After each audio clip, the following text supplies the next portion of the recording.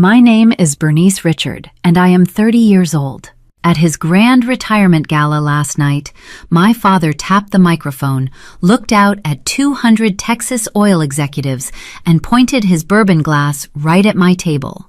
He smiled and said to the crowd, "This is my useless daughter Bernice, who still can't hold a real job." The whole room laughed. I heard the clink of crystal glasses and smelled the heavy cigar smoke hanging in the air. I did not cry or storm out.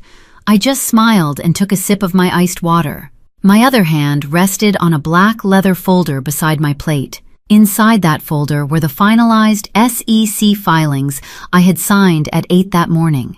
My father and my brother Wyatt thought I was just a paper pusher. They had no idea I was the managing partner of the private equity firm that had just executed a hostile takeover of their drowning energy empire. 10 minutes later, a 4-man corporate security team walked into the ballroom. They asked my father and my brother to hand over their company badges and clear the premises. The laughter stopped cold. My father dropped his glass. Before I tell you how I legally dismantled my family legacy without raising my voice, please hit like and subscribe to Morning Revenge. Drop your age in the comments below. I love knowing the life experience of the people listening. Now let me take you back 6 months to a Tuesday morning in my downtown Houston office. The air conditioning hummed quietly above me. My risk analysts placed a confidential file on my glass desk. The red ink on the balance sheets told a very grim story. Richard Drilling was bleeding out. My brother Wyatt had drilled a series of dry wells out in West Texas. To cover up his mistakes and protect Wyatt's golden boy reputation, my father had secretly taken out a high-interest loan. They were one bad quarter away from defaulting on everything. I ran my thumb over the edge of the financial report. The paper felt rough against my skin. In our world, sons inherit the kingdoms, and daughters are expected to plan the holiday parties. I remembered the night my father bought Wyatt a $90,000 truck just for finishing a basic business certificate. When I graduated with a finance degree, my father patted my shoulder and called it a cute little hobby. I looked down at the debt numbers on my desk. I could call my father and warn him. I could play the dutiful daughter and watch him yell at me for interfering in men's work. Or I could put on my CEO hat and let business be business. I closed the file. The binding snapped shut with a sharp sound. I picked up my phone and called my acquisitions director. I told him to start buying up Richard Drilling distressed debt through anonymous holding companies. I did not raise my voice. I did not feel sad. I just felt a cold clarity settling into my chest. If my father wanted to treat his company like a boys' club, I was going to buy the clubhouse.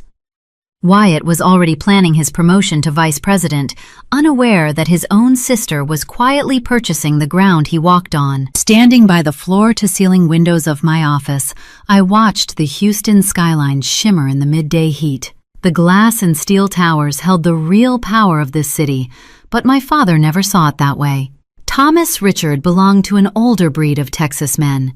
To him, wealth was measured by the grease on your hands, the dust on your boots, and the roar of a diesel engine out in the Permian Basin. He built his empire on a fierce traditionalist mindset, where sons inherit the kingdom and daughters are expected to smile, host charity galas, and look decorative in family portraits. I turned away from the window and poured myself a cup of black coffee. The bitter taste grounded me. For 30 years, I lived in the shadow of a deeply flawed masculine inheritance system. It was a culture that worshipped physical operations, derricks, pipelines, and grit, while dismissing the analytical strategy that actually kept those derricks pumping. They failed to understand a simple truth. Modern wars are not fought in the mud. They are fought and won on ledgers. My phone buzzed on the desk. An alert from my acquisitions team confirming the first block of Richard Drilling distressed debt had been secured. The electronic chime sent a memory sharp as shattered glass straight to the front of my mind. It was 8 years ago, sitting in a private dining room at a high-end steakhouse downtown. We were supposed to be celebrating my college graduation. The air in that restaurant smelled like charred ribeye and expensive Cabernet. I sat at the edge of the table wearing a tailored dress I bought with my own savings. I had just handed my father a leather-bound copy of my diploma, summa cum laude in finance. He glanced at the gold lettering for a fraction of a second, gave a polite nod, and slid it toward the center of the table, right next to the breadbasket. Then he stood up, raised his glass, and turned his back to me entirely. He looked at my brother Wyatt, who was busy chewing on a piece of ice. Wyatt had barely scraped through a basic business certificate program that took him 5 years to finish. My father reached into his suit pocket and tossed a heavy set of keys onto the white tablecloth. The metal hit the porcelain plates with a loud clatter. "A brand new heavy-duty truck," my father announced, his chest puffed out with pride. $90,000 of pure American torque for the future leader of Richard Drilling. "You earned it, son." My mother clapped her hands in delight. Wyatt smirked and spun the keys around his index finger. I sat there holding my water glass, feeling the cold condensation against my palm. I asked my father if he had a chance to read the thesis I wrote on energy sector risk management. He cut into his steak, chewed slowly, and waved his fork in the air. "It is a cute little hobby, Bernice," he said, not even looking up from his plate. "But you are a girl. You do not understand how real men build real companies. Leave the heavy lifting to your brother." I did not argue. I did not throw my napkin or demand validation from a man incapable of giving it. I just cut my steak, ate my dinner, and silently vowed that I would never ask him for a seat at his table again. I would buy the entire restaurant instead. That dismissal became the fuel I used to build Apex Capital. Over the next decade, while my father poured millions into maintaining his public image as a Texas oil titan, I quietly constructed a private equity powerhouse. I worked 100-hour weeks analyzing market trends, structuring complex leveraged buyouts, and executing ruthless acquisitions. I kept my name out of the society pages. I operated in the shadows, because in the Houston Old Guard, a woman wielding financial power was considered unnatural.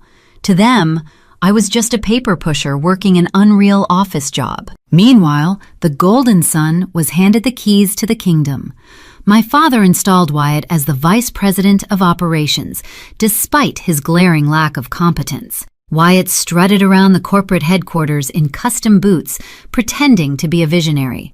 From my office, miles away, I watched the financial ripples of his catastrophic failures. Wyatt authorized a drilling project in a sector of West Texas that every geologist warned was nothing but dry limestone. He ignored the data because he wanted a quick headline. The rigs ran for months, grinding through rock, finding nothing but dust. When the equipment broke down from misuse, Wyatt ordered brand new machinery rather than hiring repair crews. The invoices piled up. The cash reserves drained. Instead of holding Wyatt accountable, my father systematically covered up every single blunder. He paid off contractors to stay quiet. He fired the geologists who tried to whistleblow. He prioritized his son's fragile ego over the survival of the company he spent 40 years building. To plug the gaping financial holes, my father took out predatory loans, hiding the debt in shell companies, so the board of directors would not notice the rot spreading through the foundation. My father chose to protect the illusion of a strong son, rather than acknowledge the brilliance of his self-made daughter. He mortgaged his legacy to pay for Wyatt's incompetence, and now the bill was coming due. I walked back to my desk and tapped the screen of my computer. The balance sheet for Richard Drilling glowed in the dim light of my office. The numbers did not lie. They did not have an ego, and they certainly did not care about gender. The company was drowning. The high-interest mezzanine loan my father secured was approaching a critical covenant test. If they failed to show sufficient cash flow by the end of the fiscal quarter, the lenders could demand immediate repayment in full. My father was planning his lavish retirement gala, intent on officially handing the CEO title to Wyatt in front of the entire Houston elite. He thought he had enough time to restructure the debt after the party. He thought the secret was safe. My intercom buzzed, breaking the silence in my office. It was my lead analyst, David. His voice filtered through the speaker, crisp and professional. Ms. Richard, David said. We just received an urgent inquiry through our anonymous portal. A corporate client is desperately looking for a restructuring bailout loan before the end of the month. They are asking for a pitch meeting this Thursday. I leaned back in my leather chair. I asked David to read the name of the inquiring company. Richard Drilling, he replied. The request was submitted directly by their vice president, Wyatt Richard. A slow, cold smile crept across my face. Wyatt was swimming in shark-infested waters, and he did not even know the name of the predator circling him. He was bringing his desperate, bleeding company right to my front door. I told David to schedule the meeting and prepare the viewing room. The golden boy was about to pitch his survival to the sister he thought was a failure. David walked into my office holding a thick manila folder. He did not say a word, just set it gently on the glass surface of my desk. The tab on the side read "Confidential" in bold black letters. This was the preliminary due diligence report on Richard Drilling, compiled the moment Wyatt submitted his desperate bailout request. I opened the cover. The crisp scent of fresh printer ink mingled with the faint aroma of my morning coffee. I ran my thumb down the first printed balance sheet. The columns were swimming in red ink. My analysts had dug deep, bypassing the sanitized public filings to uncover the true financial health of my father's empire. It was a bloodbath. I leaned forward, my eyes locking onto a specific liability line item that made my chest tighten. $40 million. That was not an operational rounding error. That was a fatal wound. I traced the money trail through the attached bank records and subsidiary accounts. The origin point was unmistakable. It pointed directly to the West Texas limestone fields. Wyatt had insisted on drilling there against all geological advice, chasing a vanity project to prove his worth before the upcoming retirement gala. When the drill bits turned up nothing but dust, he kept pouring capital into the barren dirt, refusing to admit defeat. To hide this catastrophic blunder from his board of directors, my father had scrambled. The records showed Thomas bypassed traditional banking institutions, who would have demanded audits and rigorous operational oversight. Instead, he sought out a shadow lender, securing a high-interest mezzanine loan to plug the $40 million hole. It was a toxic financial instrument designed to strip a borrower of their assets if they missed a single payment. The interest rates were predatory, compounding daily. Richard Drilling was hanging by a thread, one bad quarter away from total default and subsequent liquidation. I sat back in my chair, listening to the steady tick of the wall clock. The silence in my office felt heavy. For a brief moment, the ghost of the dutiful daughter whispered in my ear. A part of me wanted to pick up the phone, dial my father's private cell, and warn him. I could tell him that his mezzanine lenders were circling, that his golden boy had doomed the family legacy, and that he needed to restructure immediately before the vultures picked the carcass clean. But then I remembered the last time I tried to offer him financial advice. It was during a Thanksgiving dinner 3 years ago.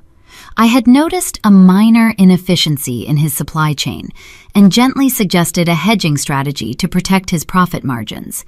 He had dropped his fork, glared at me across the roasted turkey, and told me to stop lecturing him with theories I learned from a textbook. He said my job was to pass the cranberry sauce, not run his boardroom. If I called him now to reveal the $40 million deficit, he would not thank me. He would unleash his patriarchal wrath, accusing me of spying on his private affairs. He would double down on his denial, protect Wyatt at all costs, and banish me for daring to question their masculine authority. The daughter in me would be dismissed, humiliated, and silenced all over again. I took a slow, deep breath, letting the Texas heat radiating through the window warm my shoulders. I compartmentalized the lingering family loyalty, locking it away in a dark corner of my mind. The daughter died in that chair. The chief executive officer of Apex Capital took over. I pressed the intercom button. "David," I said, my voice steady and devoid of any familial sentiment, "I want us to acquire this mezzanine loan." There was a brief pause on the other end of the line. Ms. Richard David replied carefully. "The risk profile on that debt is staggering. If they default, we are left holding the bag on a failing oil rig operation." "They will default," I answered. "That is the entire point. But I do not want Apex Capital listed on the transfer documents. Set up 3 anonymous holding companies in Delaware. Route the capital through offshore trusts. I want to buy every single cent of Richard Drilling's distressed debt, and I want it done quietly. They cannot know who holds the paper." I released the button. This was the initiation of a silent forensic trap. I was not going to destroy my father's legacy. I was going to legally absorb it. By holding the debt, I would hold the ultimate leverage. When the company inevitably collapsed under the weight of Wyatt's incompetence, the assets would not go to a random hedge fund or a bankruptcy court. They would transfer directly to me. I would save the empire by excising the rot at the top. The logistics required surgical precision. Over the next few days, I mobilized my most elite legal personnel and forensic auditors. We operated behind closed doors, under ironclad non-disclosure agreements. The frosted glass walls of my primary conference room became plastered with complex organizational charts, tracking the intricate web of my father's outdated corporate structure and Wyatt's reckless spending habits. I stood before the whiteboards, a dry erase marker in hand, charting the collapse of my own bloodline.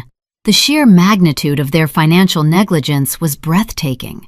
Every dollar they squandered on extravagant client hunting trips, customized company vehicles, and unnecessary high-end office renovations was meticulously logged. They treated the corporate treasury like a personal piggy bank, funding a lavish lifestyle while the core infrastructure rusted away. I felt a pang of genuine disgust. This was the same man who told me I did not understand how real companies were built. My legal team drafted the debt acquisition contracts with brutal efficiency. We quietly approached the original shadow lenders, offering them a calculated premium to transfer the toxic paper onto our anonymous Delaware entities. Those lenders, eager to wash their hands of a sinking ship, signed the assignments in a matter of hours. They did not care who was buying the debt, as long as the check cleared. By the end of the week, the ink was dry. Apex Capital technically owned the soul of Richard Drilling. We just needed the right moment to claim the body. The beauty of a mezzanine financial instrument lies in its restrictive covenants. When my father signed that paperwork in a desperate panic, he agreed to stringent conditions to secure the cash. One of those conditions was a strict executive stability clause. Any major shift in leadership, any transfer of executive power, would empower the debt holder to accelerate the loan, demanding the entire $40 million plus penalties within 24 hours. Thomas was planning to step down at his upcoming gala, eager to formally crown Wyatt as his successor in front of the city's most powerful families. He believed this transition would cement his legacy. Instead, the very act of his grand retirement would serve as the tripwire. The moment he handed over the CEO title, the covenant would break, springing the trap and handing me the keys to the kingdom. He was digging his own grave and planning a party to celebrate it. But the timeline was suddenly unstable. Wyatt's desperate inquiry for a bailout loan proved they were running out of time. The dry wells in West Texas were draining their remaining operating capital much faster than they modeled. Wyatt needed a rapid injection of liquid cash just to keep the payroll checks from bouncing before the gala. He had reached out to Apex Capital, lured by our industry reputation for ruthless corporate restructuring. He had no idea he was begging his own sister for a lifeline. I walked back to the window, resting my forehead against the cool glass. The Houston heat was suffocating outside, blurring the horizon into a hazy, trembling mirage. My family lived in a mirage of their own making. They believed their surname commanded unbreakable respect, blind to the fact that their foundation was crumbling beneath their boots. The pitch meeting was set for Thursday morning. Wyatt would walk into my building, sit at my conference table, and attempt to charm my subordinates out of millions. I needed to ensure my identity remained entirely concealed. The Houston corporate circuit was small, and rumors flowed faster than crude oil through a pipeline. If Wyatt caught even a fleeting glimpse of me in the lobby, or if a junior executive accidentally uttered my first name, the entire operation would shatter into pieces. Wyatt would run back to our father, the debt acceleration strategy would be exposed, and they would inevitably file for bankruptcy protection before I could execute the final equity swap. I had to orchestrate a flawless, airtight deception. I sent an encrypted memorandum to all department heads, instructing them to refer to me exclusively by my title during the upcoming negotiations. I restricted elevator access to the executive floor where the meeting would occur. I was carefully building a transparent cage for my brother, preparing to watch him perform his arrogant charade from the shadows of an adjacent viewing room. The pieces were perfectly aligned on the chessboard. Now the only question left was how long I could keep my face hidden before the golden sun walked right into the jaws of the snare. Thursday morning arrived with a suffocating humidity that clung to the Houston pavement, baking the asphalt long before the sun reached its peak. Inside the executive suite of Apex Capital, the climate control kept the air crisp, sterile, and perfectly chilled. I stood in the darkened observation room adjacent to the primary conference space. A sheet of soundproof one-way glass separated my hidden sanctuary from the corporate killing floor. My lead analyst, David, sat at the long mahogany table with two senior partners. They were silent, their digital tablets glowing in the dim light, waiting for the prey to arrive. At exactly 10 o'clock, the heavy oak doors swung open. Wyatt strode into the room. He wore a bespoke navy suit paired with custom ostrich leather boots, the unofficial uniform of a Texas man trying desperately to project unearned authority. He carried a slim leather briefcase that looked suspiciously empty, the polished brass clasps gleaming under the recessed lighting. Watching him move, I felt a familiar wave of exhaustion wash over me. My brother possessed a dangerous brand of arrogance. Growing up, he never studied for a single exam, relying instead on his natural charm and our father's deep pockets to smooth over his academic failures.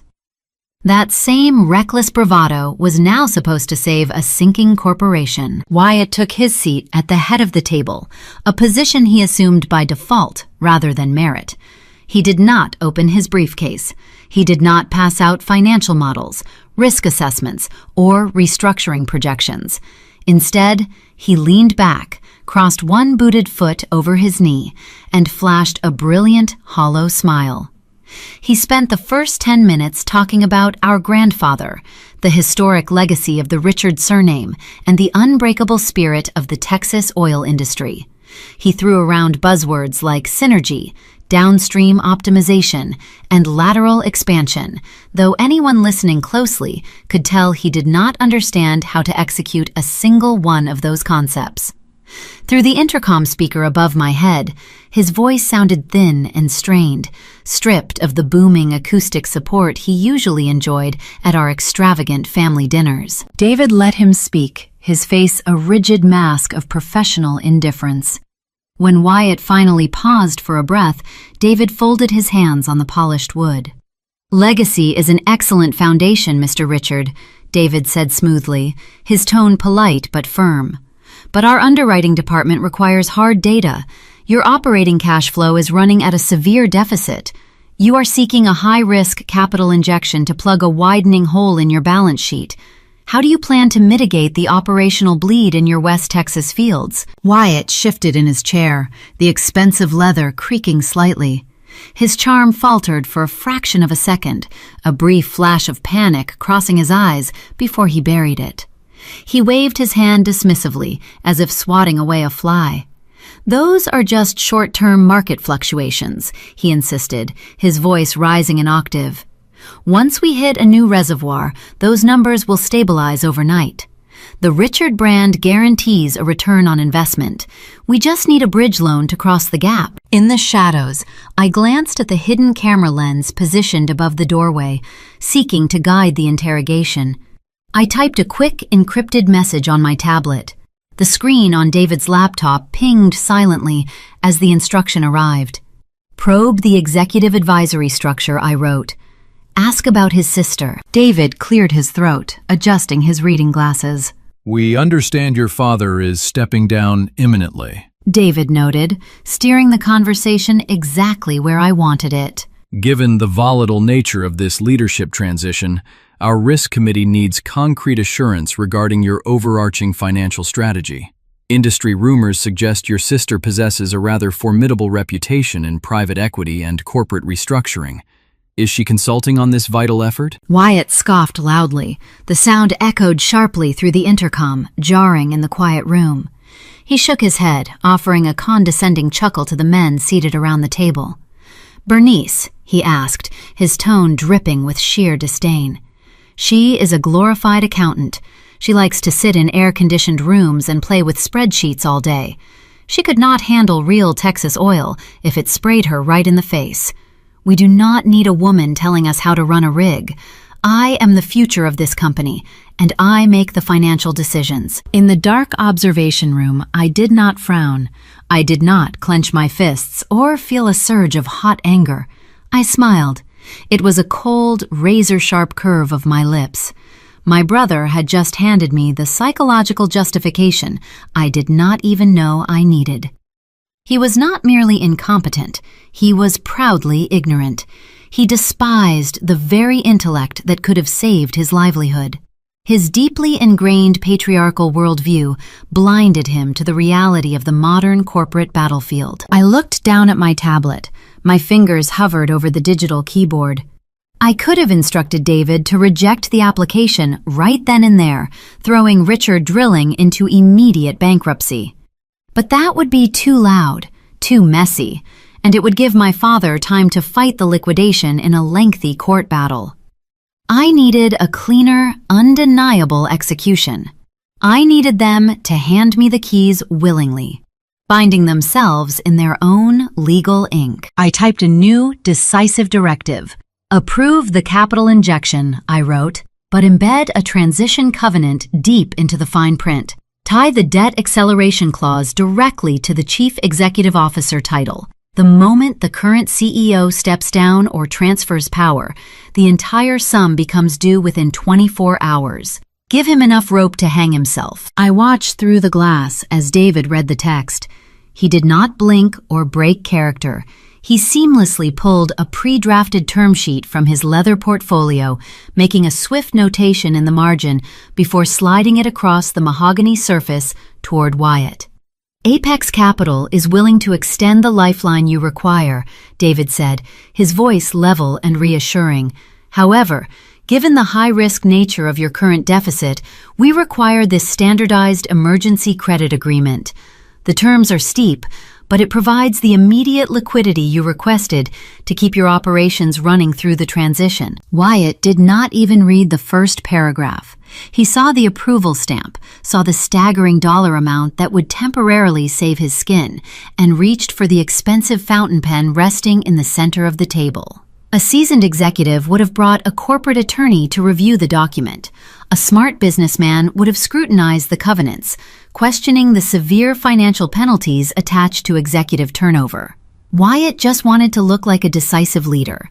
He wanted to walk out of that room feeling like a conqueror, proving to his father that he could handle the pressure alone. He signed his name with a sloppy flourish, capping the pen and tossing it aside. "Pleasure doing business with you, gentlemen," Wyatt declared, standing up and buttoning his suit jacket. He strode out of the conference room without looking back, leaving the signed document resting on the table. He thought he had just secured his inheritance. He did not realize he had just signed the deed over to me. I stepped out of the observation room only after the heavy outer doors clicked shut. I walked into the brightly lit conference suite, picked up the crisp white paper, and stared at Wyatt's ink on the signature line. The trap was fully set. The mechanism was locked firmly in place. My father's grand retirement gala was scheduled for next weekend, the exact event that would trigger the fatal covenant.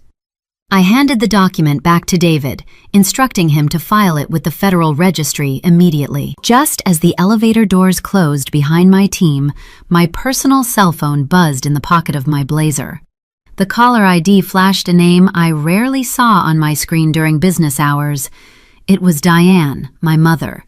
She never called me while the markets were open unless she needed someone to perform menial labor, handle a tedious administrative chore, or fund a vanity project for the family. I stared at the glowing screen, bracing for the inevitable domestic toxicity, entirely unaware that she was about to hand me the final, cruelest piece of my takeover strategy. The phone vibrated in my palm. Diane Richard, my mother, rarely reached out unless she required an audience for her grievances or a personal assistant for her social endeavors. I swiped to accept the call, bracing myself for the shift from corporate warfare to domestic theater. Her voice echoed through the earpiece, crisp and demanding, instructing me to meet her for lunch at the River Oaks Country Club. She hung up before I could confirm. An hour later, I surrendered my keys to a valet and walked into the dining room. The country club was a fortress of old Texas wealth, heavily draped in velvet and smelling faintly of polished brass and expensive gardenias. It was the kind of place where women spoke in hushed tones about charity galas, while their husbands carved up the state economy on the golf course. I spotted my mother at a corner table by the terrace window. Diane sat with perfect posture, wearing a pastel silk blouse and a pearl necklace that cost more than most residential homes. She was holding court, exchanging a polite, hollow laugh with a passing socialite. When she saw me approach, her smile tightened. Her eyes swept over my charcoal business suit, lingering on the sharp lapels as if they were a personal insult. She had spent my entire life trying to mold me into a compliant Southern debutante, and my tailored armor always felt like a daily rejection of her efforts. "You are late, Bernice," she noted, signaling the waiter with a subtle flick of her wrist. "And you are wearing gray again.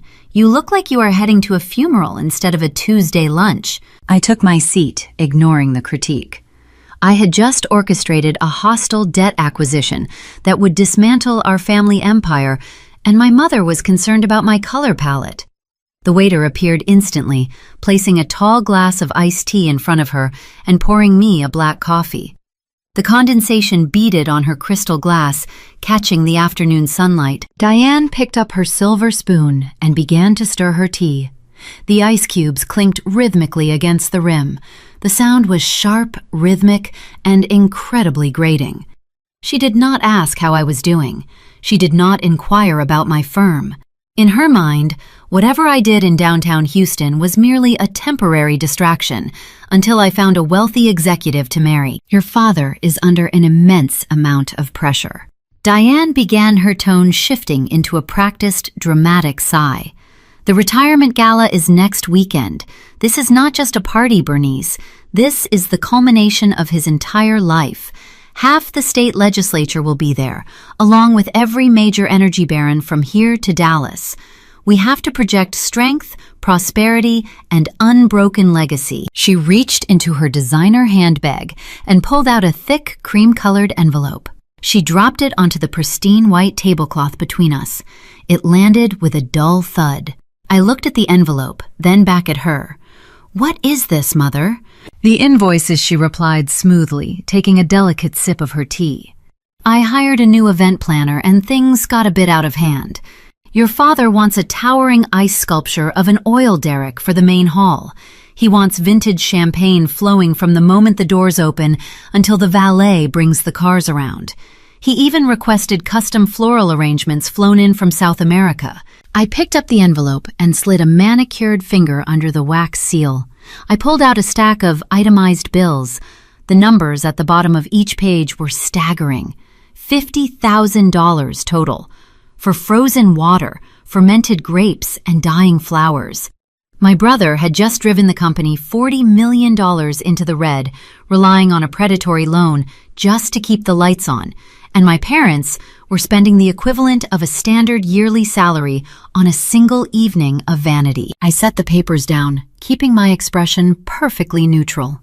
"Why are you giving these to me?" I asked. Diane sighed again, as if my question exhausted her. "The company accounts are locked up in some tedious restructuring protocol, with Wyatt taking over," she explained, waving her hand to dismiss the complexities of corporate finance.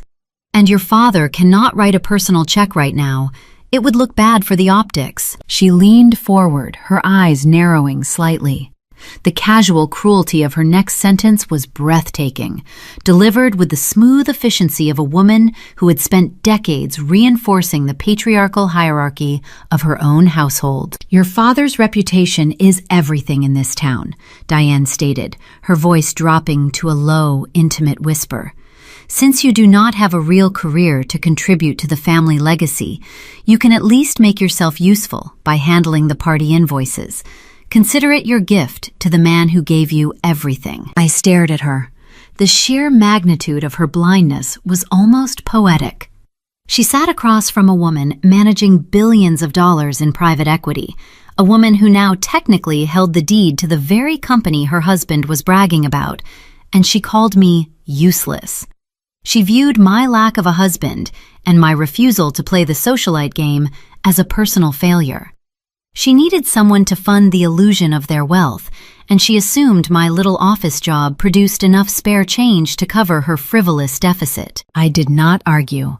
I did not raise my voice or defend my billion-dollar firm.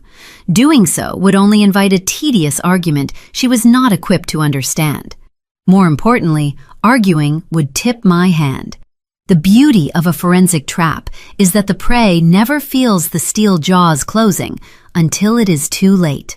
"I will take care of it," I said, sliding the envelope into my leather briefcase. Diane relaxed, a triumphant smile returning to her painted lips. "I knew you would do the right thing, Bernice. It is so much easier when everyone just plays their part." She had no idea how deeply I was playing my part. I was not going to pay these invoices from my personal savings account. I was going to take these bills back to my high-rise office, hand them to my chief financial officer, and instruct him to pay them directly out of Apex Capital's acquisition budget. We would legally log the $50,000 as a corporate transition expense. The dramatic irony settled over me like a warm, heavy blanket.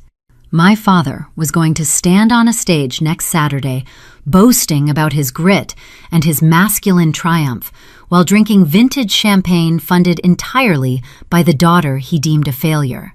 Every frozen drop of that oil derrick ice sculpture would technically be the property of Apex Capital.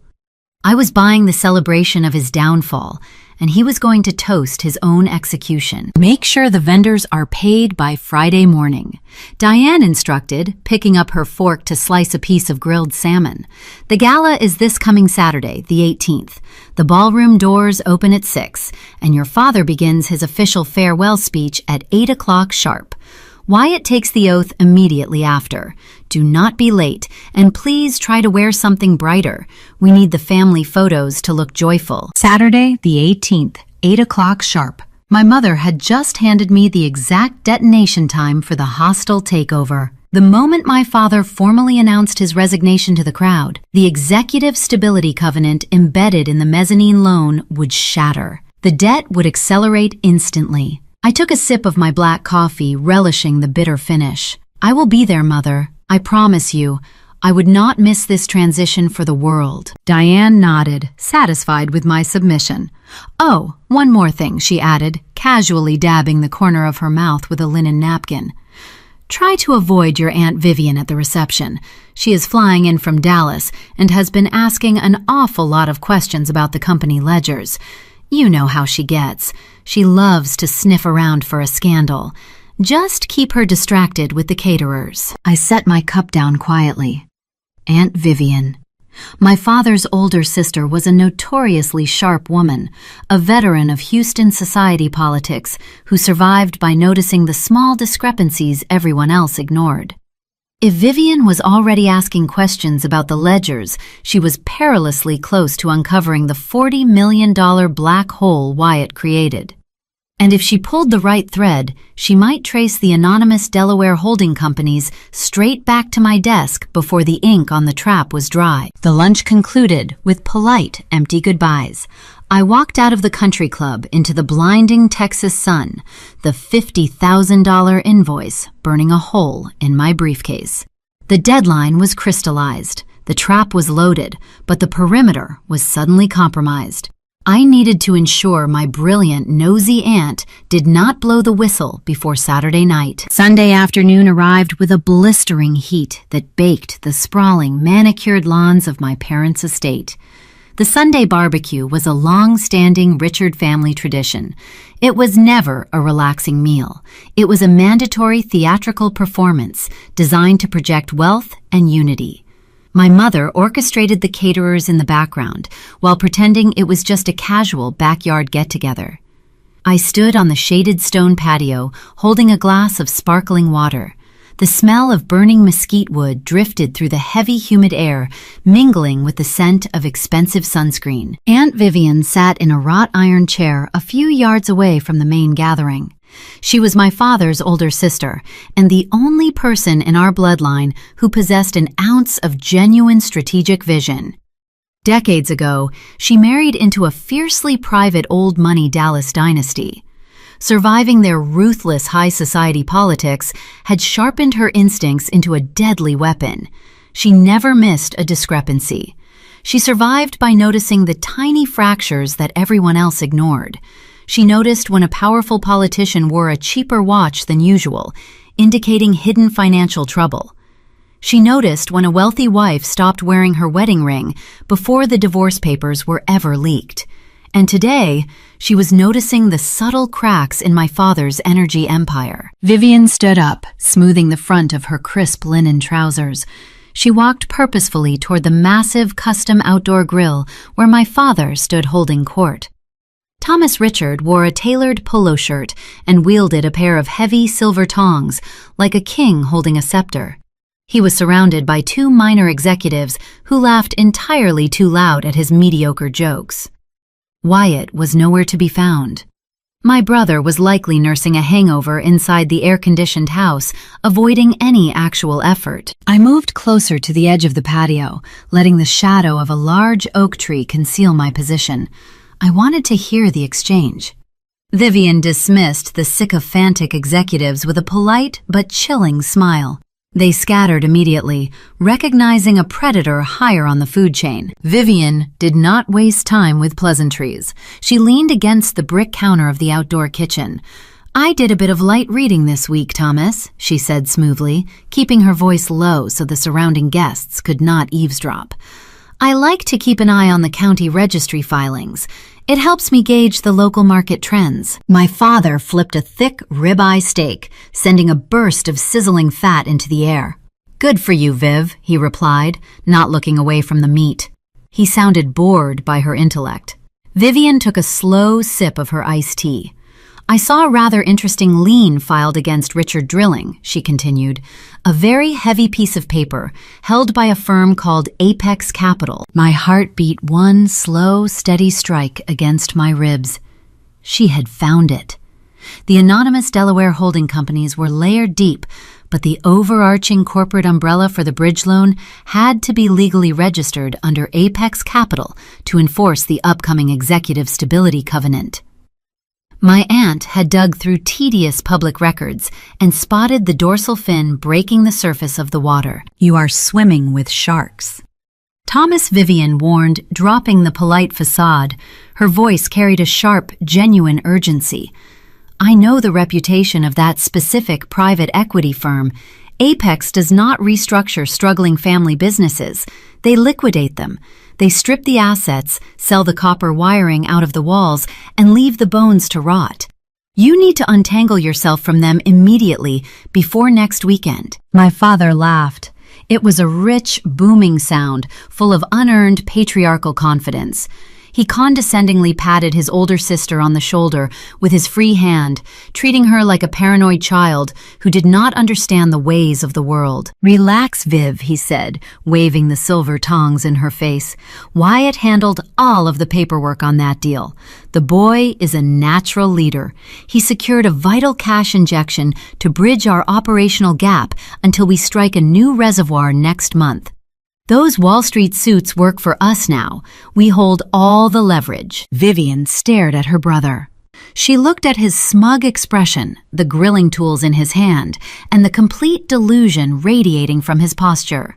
She knew Wyatt was incapable of balancing a basic checkbook, let alone outsmarting a ruthless corporate equity predator. She knew the Richard brand was bleeding out. Then Vivian turned her head.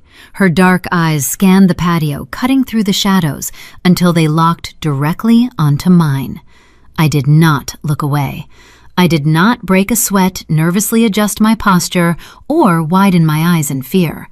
I stood perfectly still, holding my glass of water, meeting her intense gaze with absolute icy calm. The Texas heat seemed to freeze for 5 seconds.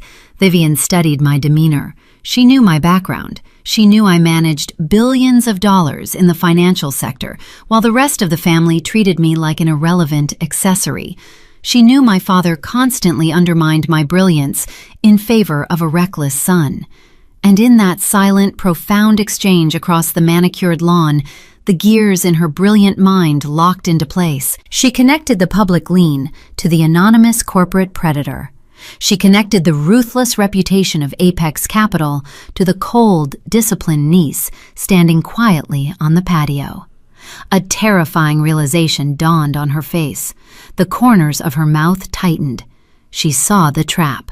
She saw the steel jaws already clamped firmly around her brother's ankle.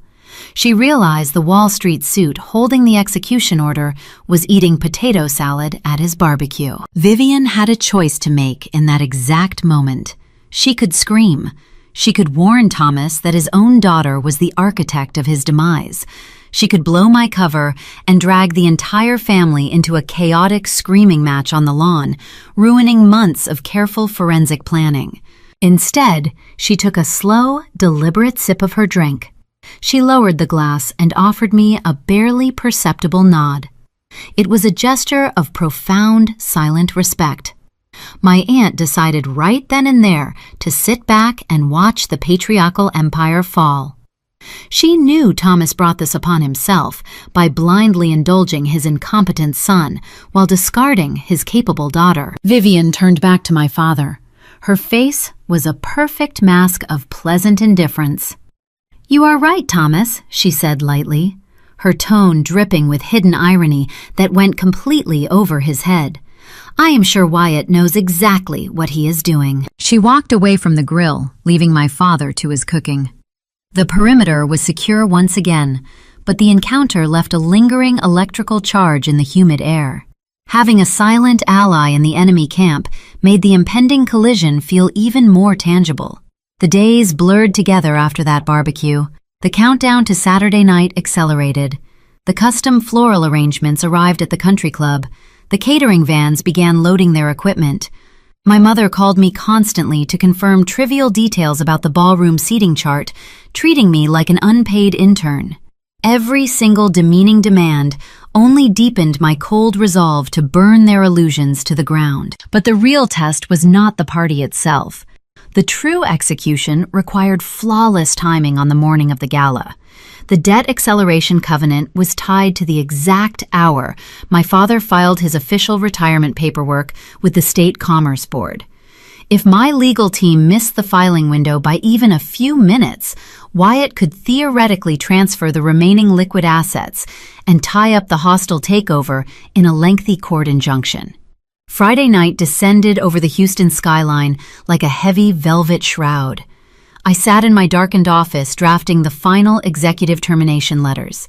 The sun would rise soon, bringing the 8 o'clock execution hour and a legal confrontation that would permanently shatter our family dynamic. Saturday morning broke over Houston with a heavy, humid stillness.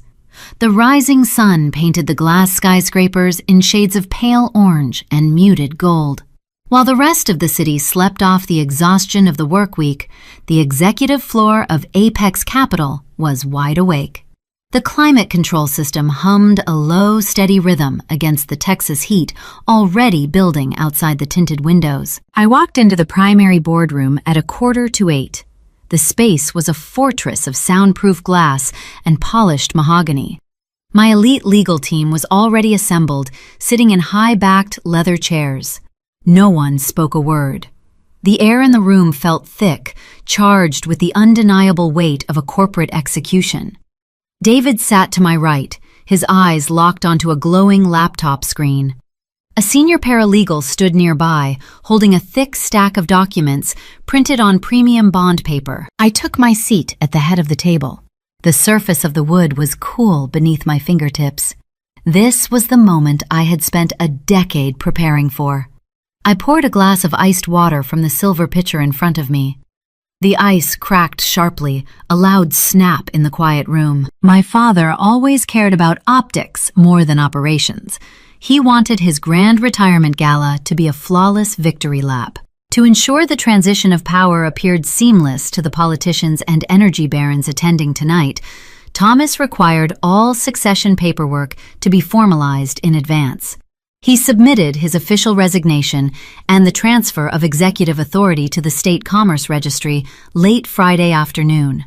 The documents were scheduled to automatically process at the start of business on Saturday morning. He thought he was being efficient. He thought he was cementing his patriarchal legacy. In reality, he was loading the gun, aiming it at his own empire, and handing me the trigger. I looked up at the digital clock mounted on the far wall. The red numbers shifted in silence. 7:58, 7:59. At precisely 8 o'clock, a soft chime echoed from David's laptop. He typed a rapid sequence of commands, refreshing the public registry database. The State Commerce Board has processed the filing, David announced, his voice clinical and detached. Thomas Richard is officially unseated. Executive authority has been formally transferred to Wyatt Richard. I nodded slowly. The executive stability covenant embedded in their bridge loan was now shattered. Send a demand notice, I instructed. David pressed a single key. An automated encrypted email soared through the corporate servers, landing directly in the inbox of the Richard Drilling Finance Department and carbon copying Wyatt's pristine, unused executive email address. The notice demanded immediate repayment of the $40 million mezzanine loan, plus all compounding interest and penalty fees due in full within 60 seconds. There was no grace period. There was no negotiation window. Wyatt had squandered their remaining cash reserves on useless drilling equipment and vanity projects. Richard Drilling possessed zero liquid capital to satisfy the demand. They are in default, David confirmed a minute later, watching the internal financial tracking software. The accounts hold insufficient funds. Initiate the debt for equity swap, I said. The paralegal stepped forward. She placed the towering stack of legal documents directly in front of me. She handed me a heavy, gold-plated fountain pen. I uncapped the pen and stared at the top page. This was the mechanism of their downfall. Because they defaulted on the emergency loan, the predatory clauses allowed Apex Capital to seize their corporate collateral. We were converting the unpaid debt into majority voting shares. I pressed the nib of the pen against the thick paper. The ink flowed dark and permanent. The scratching sound echoed loudly across the silent mahogany table. I signed my full name on the first page, flipped it over, and signed the next. I moved with methodical precision, authorizing the transfer of assets, the reallocation of voting rights, and the seizure of the corporate treasury. With every stroke of the pen, I dismantled the walls of the boys' club that had kept me locked out for 30 years. I absorbed the derricks, the pipelines, the fleet of custom trucks, and the downtown headquarters. I did not feel a rush of euphoric vengeance. I felt a profound, chilling peace. The math had finally balanced. I signed the final page and set the pen down. It was done. I now owned 72% of my father's legacy. I was the undisputed majority shareholder and the acting chief executive officer of Richard Drilling. However, acquiring the kingdom was only the first phase. Securing it required immediate sanitation. I could not allow Thomas or Wyatt to retain any lingering authority, board seats, or financial lifelines. Draft the termination orders, I told David. He pulled up a blank executive template on his screen. The keystrokes filled the silence. Begin with Thomas I, directed. As the new majority shareholder, I am voiding his retirement package. Cite gross negligence of fiduciary duty for securing an unauthorized shadow loan to cover up operational deficits. Strip him of his golden parachute, revoke his severance pay, and cancel his lifetime corporate health benefits. He broke the financial covenants. He leaves with nothing but the suit on his back. David typed rapidly, translating my directives into airtight legal phrasing. The penalty for my father's pride would be total financial isolation. He spent his life boasting about building an empire without bailouts. Now he would have to survive without one. Next is Wyatt. I continued, my voice remaining perfectly level. Terminate his vice presidency effective immediately. The grounds for dismissal will be catastrophic financial negligence, unauthorized depletion of corporate reserves, and failure to perform basic executive duties. Seize all his company-issued assets, block his access to the corporate credit lines, freeze his travel accounts, and flag his security badge for immediate confiscation. David finalized the 2 letters. He routed them to the secure printer in the corner of the boardroom. The machine hummed to life, spitting out the crisp sheets of paper that would end my family's reign over the Houston energy sector. The paralegal retrieved the letters and placed them in front of me. I picked up the fountain pen once more. I signed my father's termination. Then I signed my brother's termination. File these with the Securities and Exchange Commission, I ordered. David scanned the signed documents and uploaded them through our direct federal portal. We watched the loading bar on the large presentation screen fill with green light. A confirmation receipt flashed across the display. The SEC had received and logged the transition of power. The execution was public record, buried deep in the Saturday morning data dumps, where no one in my family would ever think to look. The steel jaws of the trap were locked shut. I stood up from the mahogany table, smoothing the front of my charcoal blazer. The legal team quietly began packing their briefcases, their faces reflecting the quiet satisfaction of a flawless operation. They respected the strategy, unaware of the deep blood ties woven into the ink I just spilled. I walked out of the boardroom and returned to my private office. I picked up my leather bag, preparing to head home and dress for the evening. As I reached for my car keys, my personal cell phone buzzed on the glass desk. I looked down at the screen. It was a text message from Wyatt. I tapped the notification. My brother was already at the country club, likely standing by the bar and ordering expensive drinks on a tab he could no longer afford. His message was brief, dripping with the unearned arrogance of a man who thought he had just been crowned king. He demanded a favor. He wanted me to use my little office contacts to secure him a personal line of credit for a luxury yacht. I stared at the glowing words. The sheer delusion was almost staggering. He had just bankrupted his family, lost his job, and forfeited his inheritance. Yet he was busy shopping for boats. I did not reply. I locked my phone and dropped it into my bag. The paperwork was filed. The hostile takeover was complete.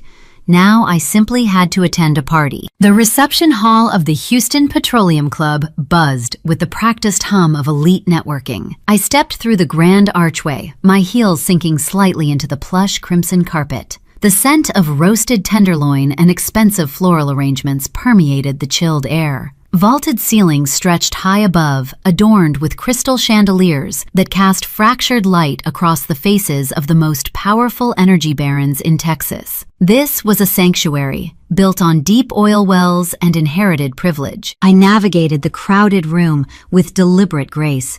My charcoal suit stood out sharply against a sea of vibrant evening gowns and glittering jewels.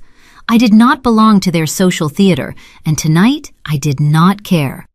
Tucked securely under my left arm was a sleek black leather folio. The heavy weight of the signed Securities and Exchange Commission filings inside grounded me. Near the center of the room, the towering ice sculpture commanded everyone's attention. It was a colossal frozen replica of a drilling rig, complete with an intricate carved derrick and a flowing fountain of vintage champagne at its base. My mother Diane stood proudly beside the display. She wore a radiant sapphire gown, accepting endless compliments from the wives of prominent state politicians. When she caught my eye through the crowd, she offered a tight, patronizing smile. She believed I had emptied my personal checking account to purchase that frozen monument to my father's ego. She had no idea she was standing next to a corporate asset, funded entirely by the private equity firm that now owned her family name. Across the room, Thomas Richard was holding court near a row of floor-to-ceiling windows overlooking the downtown skyline. He looked robust and triumphant in a classic black tuxedo, slapping the shoulders of rival executives and laughing with the easy resonance of a man who believed he had conquered the world. He was relishing his final hours as a Texas Titan. I moved away from the main gathering, heading toward the long mahogany bar lining the far wall. I needed a quiet moment to steady my pulse before the formal speeches began. I ordered a simple glass of iced water. The bartender slid the crystal tumbler across the polished wood. Before I could wrap my fingers around the glass, a sharp scent of heavy designer cologne invaded my personal space. A tall figure stepped directly into my path, physically blocking my exit from the bar area. Wyatt leaned against the brass rail, swirling an amber liquid in his glass. He wore a bespoke tuxedo with dark velvet lapels, a garment that easily cost more than a reliable car. His hair was perfectly styled, and his posture radiated the unearned arrogance of a prince who had never fought a single battle for his crown. "Good evening, little sister," Wyatt drawled, offering a smile that did not reach his eyes. His tone carried the distinct condescension of a supervisor addressing a junior clerk. "I hope you are taking notes tonight. This is what real success looks like." I kept my expression perfectly neutral. I looked at the diamond cufflinks glinting at his wrists. "You look very celebratory, Wyatt." "I have every reason to be," he replied, taking a slow sip of his bourbon. "Tomorrow morning, I officially take the throne. The board is eating out of my hand. The politicians are lining up to kiss the ring, and the Richard legacy is finally under my direct control." He spoke with such profound illusion, it almost felt like a medical condition. He truly believed his ascension was a triumph of merit. He conveniently forgot the string of catastrophic operational failures that defined his brief career. When Wyatt bankrupted his first subsidiary operation at 24, our father simply bought him a luxury sports car to lift his spirits and buried the losses in the corporate ledgers. That same dynamic was playing out right now on a monumental scale. Wyatt had driven Richard Drilling $40 million into the red, and instead of facing consequences, he was being handed the keys to the entire empire. Wyatt set his glass down on the mahogany counter and leaned closer. He lowered his voice, adopting a conspiratorial tone that felt entirely unearned. "Since I am officially taking over tomorrow, I have a small task for you," he stated, his words clipped and authoritative. "I need you to call some of your little office contacts." I kept my hands relaxed by my sides. "My office contacts," I repeated evenly. "Yes, those banking friends you shuffle papers for downtown." Wyatt continued waving his hand dismissively. "I need a personal line of credit expedited by Monday afternoon. The new title requires an upgrade in lifestyle. I am looking at a custom luxury yacht currently docked in Miami. It is the perfect vessel for entertaining offshore investors. I need you to push the financing through your little network. Consider it a favor to the new King of Houston." He spoke to me not as a sister, and certainly not as an equal. He addressed me as a subordinate, a minor administrative assistant expected to run his errands. I stood there, observing the golden sun. The sheer, staggering irony of his demand hung in the air between us. He was standing in a room rented on borrowed time. He was secretly $40 million in debt tied to a predatory mezzanine loan that had already accelerated and defaulted 2 hours ago. His executive access badges were deactivated. His corporate credit cards were currently frozen by my security team. He was financially ruined, stripped of his title, and legally unemployed. Yet his primary concern was securing financing for a luxury boat in Florida. I did not raise my voice. I did not display a single ounce of anger, spite, or vindictive joy. Letting emotions cloud a forensic execution was a rookie mistake. I simply looked at his expensive velvet lapel and held his gaze. "Are you sure you want to leverage your future on my office contacts, Wyatt?" I asked, my voice smooth and chillingly calm. Financing a yacht requires a rigorous audit of your current assets. It requires verifying your executive standing. Wyatt laughed. It was a loud, dismissive sound that drew the attention of a nearby waiter. He picked up his bourbon and took another arrogant sip. "Do not hurt your brain with the math, Bernice," he scoffed, shaking his head. "You just make the introduction and let the men handle the numbers. The Richard name is the only asset verification those bankers need. My signature is basically printed money in this town. Just get the paperwork ready for me to sign on Monday. Try not to mess it up." He turned his back to me, raising his glass to acknowledge a passing energy tycoon. The interaction was a masterclass in patriarchal blindness. His male bravado completely eclipsed his ability to recognize female competence. He was so conditioned to view me as a useless accessory that he could not see the executioner standing right in front of him, holding the blade. He thought his signature was printed money. He had no idea his signature on that bridge loan term sheet was the exact instrument that handed me his kingdom. I picked up my glass of iced water. The condensation was cold and grounding against my skin. I took a slow drink, letting the chilling liquid steady my breathing. Before Wyatt could turn back around to issue another demeaning order, a sharp, resonant sound cut through the ambient noise of the ballroom. A crystal dinner chime rang out clear and melodic, echoing from the grand speakers mounted along the vaulted walls. The event coordinator stepped up to a microphone near the ice sculpture. "Ladies and gentlemen," the coordinator announced, her voice bright and commanding, "please find your seats. Dinner is served, and our formal program will begin shortly." The crowd began to shift a sea of expensive fabric and tailored wool, moving in a coordinated wave toward the dining tables. Wyatt adjusted his bow tie, shooting me one final patronizing glance before striding away to join our father at the head table. I watched him walk away. The dinner chime was not just a call to eat, it was a countdown clock. The narrative was pulling us directly toward the inevitable, explosive climax. I tightened my grip on the black leather folio and began the long walk toward table 4. The time for hiding in the shadows was over. The Houston Old Guard was about to receive a brutal education in modern corporate warfare. The waitstaff moved through the ballroom like shadows, clearing away the china plates and refilling crystal goblets with dark red wine. The ambient noise of silverware scraping against porcelain slowly faded. A low murmur of anticipation rippled across the 50 family members and hundreds of industry peers seated around the circular tables.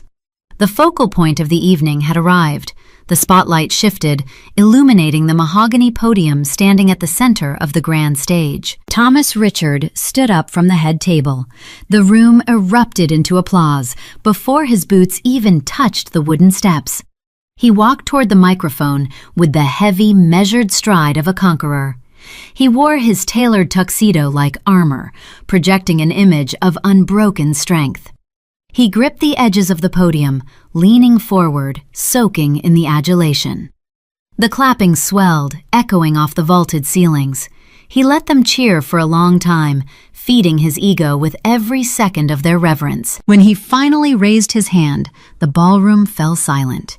You could hear a pin drop on the thick carpet. 40 years ago, my father began his voice, a gravelly rumble that commanded instant submission. 40 years ago, I walked onto a dusty patch of land in West Texas with nothing but a steel wrench and a vision. I built Richard Drilling from the dirt up. We did not have fancy algorithms. We did not rely on Wall Street parlor tricks or soft financial models to tell us where to dig. We relied on sweat. We relied on the blisters on our hands and the smell of raw crude. A murmur of deep approval swept through the older executives in the crowd. This was the rhetoric they worshipped. It was the religion of the old guard. My father swept his gaze across the room, ensuring every pair of eyes was fixed on him. In today's world, people want shortcuts, he continued, his tone turning hardened and cynical. People think you can build a legacy by staring at a computer screen and trading numbers on a spreadsheet. They think you can manufacture wealth in an air-conditioned office. But true power comes from the earth. True power belongs to the men who are willing to get their hands dirty. He paused, letting the philosophy settle over the audience. His words were a direct assault on everything I had achieved. He despised modern finance because he did not understand it. He viewed strategic analysis as a threat to his masculine identity. He turned, slightly gesturing toward the head table where my brother sat. Wyatt beamed, lifting his chin, absorbing the unearned glory. "A legacy requires a strong heir," my father proclaimed, his voice echoing through the grand speakers. "It requires a leader who understands the field, who knows the men, and who possesses the grit to steer the ship through turbulent waters. Tomorrow morning, I am stepping down. My son Wyatt takes the helm. He is the future of Richard Drilling." The crowd broke into enthusiastic applause once again. Wyatt stood up, waving to the politicians and energy barons, playing the role of the triumphant successor. The charade was nauseating. Wyatt had nearly destroyed the company in less than a year. Yet here was my father rewriting history in real time, elevating a fool to the status of a savior. Thomas tapped the microphone, signaling for quiet. The room hushed immediately. He was not finished. He needed a foil. He needed someone to crush so Wyatt could appear taller by comparison. He looked away from the head table and scanned the room until his gaze landed on table 4. "And over there," my father announced, his voice slicing through the silent ballroom, "is my useless daughter, Bernice." Every head in my vicinity turned. Hundreds of eyes locked onto my face. "She is 30 years old," he said, a cruel smirk playing on his lips, "and she is still playing with spreadsheets, unable to hold a real field job. She thinks wealth is built on paper. Let us just hope she marries well, folks, because she certainly will not be drilling any wells for this family." The room erupted in laughter. It was not a polite chuckle. It was a roar of sycophantic amusement. The executives slapped the tables. Their wives covered their mouths, exchanging amused whispers. It was the ultimate display of the patriarchal mindset, publicly sacrificing a daughter's dignity to stroke a son's fragile ego. My father used my mere existence as a punchline, reinforcing the unspoken rule that women were merely decorative accessories in his world. I sat perfectly still. The noise washed over me in waves. For a fraction of a second, a memory surfaced. I was 12 years old, standing in the living room while my father mocked my science fair project in front of his business partners. I remembered the burning flush of shame creeping up my neck. I remembered shrinking into myself, holding back tears, and running up the stairs to hide in my bedroom. The people at the surrounding tables were watching me right now, expecting a similar reaction. They anticipated a display of weakness. They waited for my cheeks to turn red. They expected me to look down at my plate, to cry, or to grab my purse and flee the reception hall in humiliation. Instead, a deep, Chilling peace settled into my bones. The emotional abuse did not hurt anymore. The words bounced off me like pebbles against steel.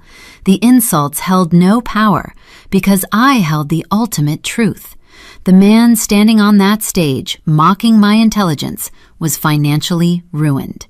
The golden boy, smiling at the head table, was legally unemployed. The executives laughing at my expense were currently sitting inside a corporate asset that belonged solely to me. I looked around the room. I saw my mother sitting near the ice sculpture, offering a tight, validating nod to the politicians laughing beside her. I saw Aunt Vivian seated a few tables away, her face unreadable, her eyes fixed on my hands. She was waiting to see what the predator would do. The laughter began to die down, replaced by a heavy, expectant silence. The tension in the room stretched tight, vibrating like a piano wire pulled to its breaking point. The crowd waited for my father to resume his speech. They thought the show was over. They thought the punchline had landed. They were wrong. I lowered my right hand to the table. My fingertips brushed against the smooth surface of the black leather folder. The SEC filings rested safely inside a stack of paper that carried more raw power than every drilling rig my father ever owned. I gripped the edge of the folder. I did not rush. I took a slow, deliberate breath, letting the chilling reality of the moment fill my lungs. I pushed my chair back. The wooden legs scraped loudly against the floor, a sharp, defining sound that pierced the quiet room. I picked up the folder, and I stood up. I stood tall, the fabric of my tailored charcoal suit settling flawlessly around my shoulders. Every single head in the grand reception hall swiveled to track my movement. Hundreds of pairs of eyes locked onto me, projecting a mixture of pity, amusement, and mild irritation. They expected a public meltdown. They anticipated a fragile, defeated woman running toward the exit to hide her tears in the coat check room, confirming their biased assumptions about female emotional instability. Instead, I stepped away from table 4 and began a slow, deliberate march straight down the center aisle toward the main stage. The heavy silence in the room amplified the rhythmic click of my heels against the polished hardwood floor beneath the intricate carpet runners. I did not rush. I moved with the calculated grace of an apex predator circling a trapped prey.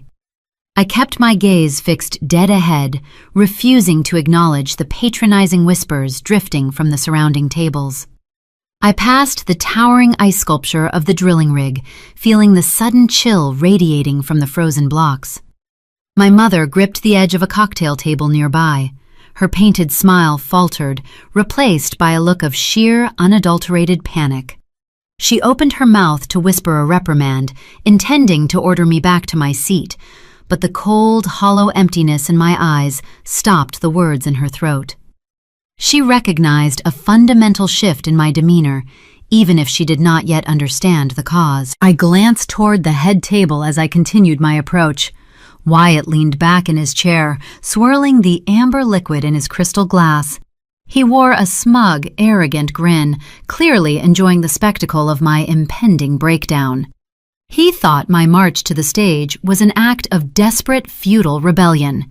He had no idea I carried his financial death warrant tucked neatly under my arm in a black leather folio. I reached the base of the stage. The wooden steps groaned slightly beneath my weight as I climbed up into the harsh glare of the theatrical spotlight. The ambient temperature felt 10 degrees hotter under the glowing bulbs, but my skin remained icy and dry. I stopped 2 feet away from the mahogany podium, standing shoulder to shoulder with the man who had cast a suffocating shadow over my entire existence. Up close, Thomas Richard did not look like an untouchable titan of industry. He smelled of stale whiskey, expensive cologne, and nervous sweat. His broad chest heaved with irritated breaths. He leaned away from the microphone, shielding his mouth with a large, calloused hand to ensure the audience could not hear his furious hiss. "Sit down, Bernice," he ordered, his voice vibrating with suppressed rage. "You are embarrassing yourself. Go back to your seat right now before I have the security team throw you out of this building." I did not blink. I did not shrink away from his towering frame or cower under his intense glare. For 3 decades, that exact tone of voice commanded my total obedience. It was the voice that dictated my worth, dismissed my academic achievements, and assigned my value based on a patriarchal scorecard I was never allowed to win. That voice used to make my hands shake. Tonight, my hands were perfectly steady. The invisible chains holding me down were already broken, pulverized by the legal weight of the documents I held. I ignored his empty threat. I lifted the black leather folder and flipped the cover open. The crisp white pages of the federal filings caught the harsh stage lighting glaring brightly in the dim room. I reached out and slid the finalized acquisition document directly over his handwritten speech notes, resting on the slanted surface of the podium. The heavy bond paper covered his arrogant, sprawling words regarding grit, legacy, and physical labor. I leaned in close, keeping my posture impeccably straight, invading his personal space just enough to establish dominance. "I am not here to embarrass myself, Dad," I said. My voice was perfectly modulated, carrying a chilling, quiet authority that projected just enough for the front rows of the audience to hear the exchange. "I am here to accept my new position." I raised my right hand and tapped a manicured index finger twice against the bottom of the page, right next to the thick black ink of the signature line. Thomas frowned, his thick gray eyebrows knitting together in profound annoyance. He cast a brief, furious glare at my face before lowering his gaze to the document, intending to brush the intrusive paper aside and resume his grand finale. His eyes scanned the bold legal heading at the top of the sheet, Notice of Debt Acceleration and Equity Transfer. The annoyance on his face fractured, giving way to a sudden, sharp confusion. He blinked hard, as if the typed letters were playing a trick on his vision. His eyes darted across the paragraphs, reading the undeniable binding terms of the mezzanine loan default. He saw the exact, staggering dollar amount of the deficit Wyatt had created in the West Texas fields. He saw the invocation of the Executive Stability Covenant triggered the exact moment he filed his retirement forms. He read the clause initiating the hostile seizure of all corporate assets, intellectual property, and liquid capital. Then his eyes traveled down to the bottom of the page, landing directly on the authorized signature of the private equity firm that now owned his life's work. He read the name of the Apex Capital managing partner, printed clearly in bold font, Bernice Richard. The color drained from his face in a single terrifying instant. The robust, confident flush in his cheeks vanished, replaced by a sickly pale gray hue. His jaw went slack, parting his lips as the oxygen seemed to evaporate from his lungs. The large hand resting on the edge of the mahogany podium began to tremble, a subtle rhythmic tremor that betrayed the total, catastrophic collapse of his reality. He looked up at me, his eyes wide and vacant. The arrogant, untouchable patriarch was gone. In his place stood a broken, terrified old man who finally recognized the executioner standing inside his own house. The power dynamic of a 30-year relationship flipped completely, irreversibly, in a span of 5 seconds. The earth shifted beneath his boots. He realized the quiet, marginalized daughter he mocked had spent the last decade building a financial guillotine, and she just pulled the lever with zero hesitation. The energy in the grand reception hall shifted drastically, responding to the silent implosion on the stage. The hundreds of industry peers seated below us could not read the document, but they could read the body language of their reigning king. They saw Thomas Richard shrink into himself. They saw the blood leave his face, and his shoulders sag under an invisible, crushing weight. A low, uncertain murmur began to ripple through the crowd, sounding like the rustling of dry leaves just before a severe thunderstorm strikes. Executives leaned across their circular tables, whispering rapid, concerned questions to their colleagues. The state politicians exchanged nervous glances, their political instincts sensing a sudden massive void in the local power structure. Aunt Vivian raised her chin, watching the stage with intense, unblinking focus, a faint smile touching the corners of her mouth as her suspicions were validated. Wyatt stood up from the head table, dropping his linen napkin onto his untouched plate. A confused frown replaced his smug grin as he sensed the sudden atmospheric vacuum draining the celebratory mood from the room. He took a hesitant step forward, unsure if he should intervene or stay out of the blast radius. I did not offer my father a reassuring smile. I did not offer him a private moment to process the destruction of his empire, nor did I lower my gaze to spare his pride. The era of protecting male egos at the expense of my own dignity was officially terminated. I stepped past him using my physical presence to force him to take a stumbling step back from his own podium. I took the center position on the stage, framing myself perfectly behind the tall metal stand. I reached out and adjusted the microphone, the cold steel feeling solid and anchoring in my grip. I looked out over the sea of faces, observing the elite Texas Old Guard, waiting in breathless, paralyzed confusion. The trap had sprung, the prey was secured, and I was ready to drop the guillotine on the family legacy in front of everyone they knew. "What is this?" Thomas whispered. His voice was a thin, reedy rasp, entirely devoid of the booming authority he possessed mere seconds ago. His large hands, the hands that supposedly built an energy empire from the dirt, were shaking. The rhythmic tremor rattled the thick bond paper against the slanted mahogany podium. He looked from the signature line up to my face, searching for a punchline, a mistake, a clerical error. He could not process the reality that the daughter he discarded had just orchestrated his financial ruin. For his entire life, he controlled the narrative. He dictated the rules of the household and the boardroom. Now, he was merely a footnote in my acquisition ledger. Before I could answer him, heavy footsteps pounded against the wooden stairs of the stage. Wyatt rushed upward, his velvet lapels catching the harsh glare of the theatrical spotlight. He sensed the disruption, the sudden vacuum of power, and his fragile ego demanded immediate action. He did not know the details of the document, but he knew I was ruining his coronation. "Get off the stage," Bernice Wyatt ordered, pointing a manicured finger toward the exit doors. His face was flushed with unearned indignation. "Stop throwing a tantrum just because Dad told the truth. You are ruining the reception. Go wait in the car." He spoke to me like a misbehaving toddler. He truly believed my presence was just an emotional outburst driven by female jealousy. He was the golden son, the anointed heir, and his worldview allowed no room for a sister who possessed the intellect to outsmart him. He assumed I was acting out of spite, blind to the lethal corporate mechanism humming right beneath his custom boots. I looked at his flushed, arrogant face. I did not step back. I did not cower. I turned the cold steel microphone slightly toward myself.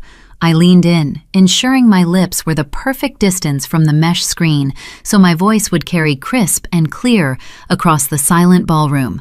"The truth, Wyatt," I said, my tone echoing off the high vaulted ceilings, "is that you drilled $40 million into dry limestone." The words hung in the chilled air, sharp and lethal. I let them land, watching the realization detonate across the room. "And instead of holding you accountable," I continued, my voice steady and unyielding, "Dad leveraged the entire company to Apex Capital through a predatory shadow loan just to hide your incompetence from the board of directors." The ballroom gasped in unison. It was a collective, visceral intake of breath. The sound rushed through the space like a sudden change in atmospheric pressure. Down on the floor, the old guard Texas barons sat up straight in their chairs. Their crystal whiskey glasses froze in midair. The men who spent decades worshiping my father now stared at him with undisguised shock and calculating scrutiny. In their ruthless world, a bad investment was a standard occupational hazard, but hiding a $40 million deficit to protect a foolish son was an unforgivable sin. The myth of Thomas Richard evaporated in front of their eyes. Wyatt lost his arrogant sneer. His eyes darted from my face to the crowd and then down to the podium. Panic, hot and desperate, flared in his chest. He lunged forward, his hands grasping for the federal filing resting on the wood. He snatched the paper, crinkling the crisp edges in his frantic grip. "This is a fake," Wyatt shouted, his voice cracking as he held the document high in the air. He turned to the audience, waving the paper like a flag of surrender he refused to acknowledge. "Do not listen to her. This is a hysterical stunt. She printed this off the internet. She is just bitter because she has no real career." I did not try to snatch the paper back. I did not raise my voice to shout over his frantic denial. The beauty of a forensic trap is that the evidence does not rely on emotion or volume. It relies on undeniable math. The juxtaposition was striking. The male heir was sweating, shouting, and spiraling into a public meltdown, while the female executive stood perfectly still, anchored by the weight of undeniable facts. I looked directly at my brother and began to quote the exact terms of the bridge loan he signed in my conference room just 2 days ago. Section 4, paragraph B. I recited calmly, my memory flawless. The mezzanine, capital injection, carries an initial interest rate of 18%, compounding daily upon any missed covenant targets. You signed that term sheet at 10:15 on Thursday morning, Wyatt. You pledged all corporate assets, intellectual property, and real estate holdings as collateral to an anonymous Delaware holding company. Wyatt froze the paper, trembling in his fist. He recognized the specific financial terms. He remembered signing the document, eager to secure the cash to fund his yacht and his vanity projects. He never read the fine print, relying on his charm to navigate a world built on binding contracts. The horrific realization dawned on his face as he finally understood who was sitting on the other side of that soundproof glass during his pitch meeting. "And you failed to read the executive stability clause," I added, twisting the knife with clinical precision. The silence in the reception hall deepened, transforming into a heavy, suffocating weight. The executives at the surrounding tables leaned forward, hanging on my every word. They were witnessing a hostile takeover executed live on stage, a maneuver so flawlessly brutal they could not look away. My mother stood paralyzed near the towering ice sculpture, her hands covering her mouth, the vintage champagne forgotten in her glass. Aunt Vivian watched from her seat, a look of profound satisfaction settling over her sharp features. I turned my attention back to my father. He was gripping the edges of the podium so tightly his knuckles had turned white. His breathing was shallow and ragged. He was watching his legacy dissolve into dust, beaten by the very ledgers and spreadsheets he had mocked just 10 minutes prior. "When you officially filed your retirement papers with the State Commerce Board at 7 o'clock this morning, you triggered that exact covenant," I explained, walking him through his own demise, step by step, so the entire room could bear witness. The loan accelerated immediately. You owed $40 million upon demand. I paused, letting the staggering figure echo in his mind. "Because you drained the cash reserves to pay for dry wells and extravagant parties, Richard Drilling was in default," I stated. At 8 o'clock this morning, Apex Capital initiated a hostile debt-for-equity swap. I let my eyes sweep across the crowd, taking in the shocked faces of the board members seated at Table 1. They were already pulling out their smartphones, frantically checking the public registries and internal corporate servers, discovering the horrific truth unfolding in real time. I saw their expressions shift from disbelief to cold, calculated acceptance. They were loyal to the profit margin, not the patriarch. "Richard Drilling no longer belongs to the Richard family," I declared, my voice ringing with total, unshakable authority. "It belongs to me." The power dynamic shifted permanently. The invisible crown transferred from the aging patriarch directly to the daughter he discarded. I reached into the black leather folder one final time. I pulled out a second sheet of paper, crisp and folded neatly in half. I held it out. My father stared at my hand, refusing to take the offering. He looked like a man standing on the edge of a cliff, realizing the ground had already crumbled beneath his boots. I placed the document gently on top of the microphone stand, right in front of his face. And since I am now the majority shareholder and acting chief executive officer, I said, my tone devoid of any lingering familial warmth, this is your formal termination notice. Both of you. The single sheet of paper rested on the slanted mahogany surface. Thomas stared at the crisp black text as if the letters were venomous insects crawling across the page. His broad chest heaved. The sheer audacity of the move left the patriarch temporarily speechless. For a man who had spent 4 decades dictating reality through sheer volume and intimidation, the silence was deafening. He reached out with a trembling hand and slapped the termination notice away. The paper fluttered off the podium, landing on the floor near my leather heel. You cannot steal my life's work with a stack of technicalities, Thomas roared. His voice rebounded off the crystal chandeliers, but the acoustic power lacked its former underlying authority. It sounded hollow, like a decaying foundation finally cracking under pressure. I built this empire in the mud and the blistering heat.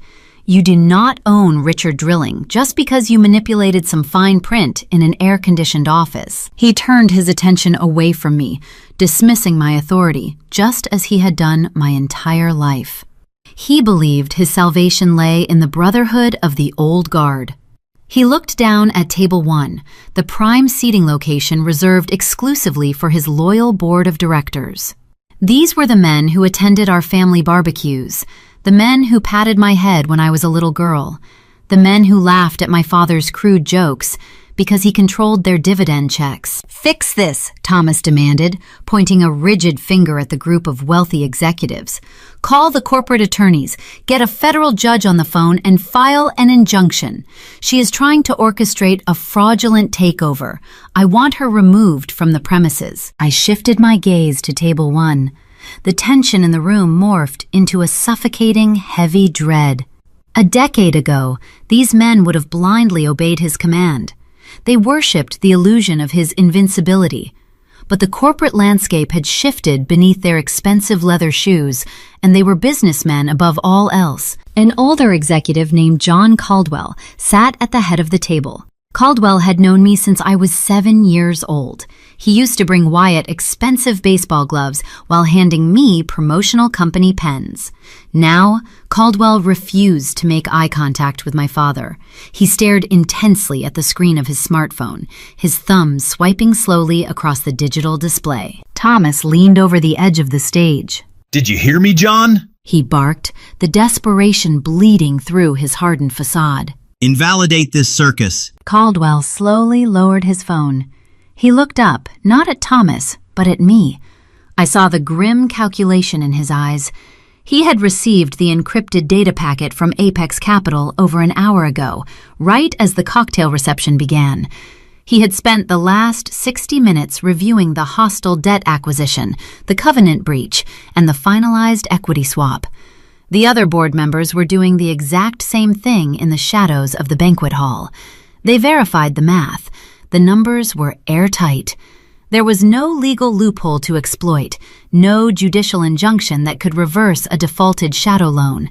Thomas Caldwell said, his voice quiet, lacking any trace of the boisterous camaraderie they usually shared over expensive scotch. The filings are already processed through the State Commerce Registry. The SEC receipts are verified. The structural debt converted into majority equity at 8 o'clock this morning. She holds the controlling shares. We have no jurisdiction to intervene. The betrayal struck my father like a physical blow. He staggered back half a step. The brotherhood of grit and field tenure evaporated the moment the profit margins relocated. The old guard recognized the new sovereign. They would not risk their own financial standing to defend a deposed king who secretly bankrupted the treasury to coddle an incompetent son. Wyatt scrambled around the podium, his face pale and slick with nervous sweat. He grabbed our father by the sleeve of his tailored tuxedo. "We can fight this, Dad," Wyatt stammered, his arrogant bravado crumbling into terrified pieces. We can call our private bankers. We can raise the capital to buy the debt back. We just need a few days to gather the cash." I looked at my brother, feeling a profound sense of closure. "You do not have a few days, Wyatt," I stated, my tone even and unyielding. "And you do not have any private bankers. Your corporate accounts are frozen, and your personal credit is anchored to a subsidiary that no longer exists. You are bankrupt." The finality of the statement settled over the stage. The psychological execution was complete, but the physical reality of their termination still needed to be enforced. A hostile takeover was only successful if the outgoing regime was cleanly extracted from the premises. I turned my head slightly, looking over the hundreds of frozen guests, and directed my gaze toward the back of the reception hall. I gave a single, subtle nod. The heavy oak doors at the entrance swung open with a resounding thud. The sound echoed through the silent ballroom, drawing every eye toward the archway. 4 men walked into the venue. They did not wear evening gowns or colorful bow ties. They wore sharp, identical black suits. Their expressions were clinical, devoid of any social pretense. This was the elite corporate security team from Apex Capital, highly trained professionals specializing in executive extraction and asset protection. They moved through the crowd with quiet, intimidating efficiency. The wealthy energy barons and influential politicians instinctively parted, creating a wide, clear path down the center aisle. The old guard watched in stunned silence as the physical manifestation of my corporate authority marched toward the stage. These were the very suits my father had spent his entire speech degrading. He preached about the superiority of roughnecks and physical labor, yet his empire was currently being dismantled by men who understood the lethal power of a binding contract. The security team reached the base of the stage. They climbed the wooden steps in unison, their polished shoes stepping over the discarded termination notice on the floor. The lead officer, a tall man with an unwavering gaze, stopped 3 feet away from my father. "Mr. Richard, Mr. Wyatt," the lead officer said. His voice was polite, perfectly level, and entirely non-negotiable. "We are going to need your company badges, we need your corporate credit cards, and we require the keys to all company-issued vehicles." My father stared at the officer, his chest rising and falling in rapid, shallow breaths. He was a man who commanded thousands of field workers, a man who built oil rigs in the desert, and he was being stripped of his kingdom by a polite request. "You cannot do this," Thomas whispered, the fight draining out of his posture, leaving only a hollow, exhausted shell. The officer held out an open palm, ignoring the emotional plea. "The badges, please, sir," he repeated. Wyatt patted his tuxedo pockets with shaking hands, his breath hitching in a quiet, pathetic sob. He pulled out his executive access card and dropped it into the officer's hand.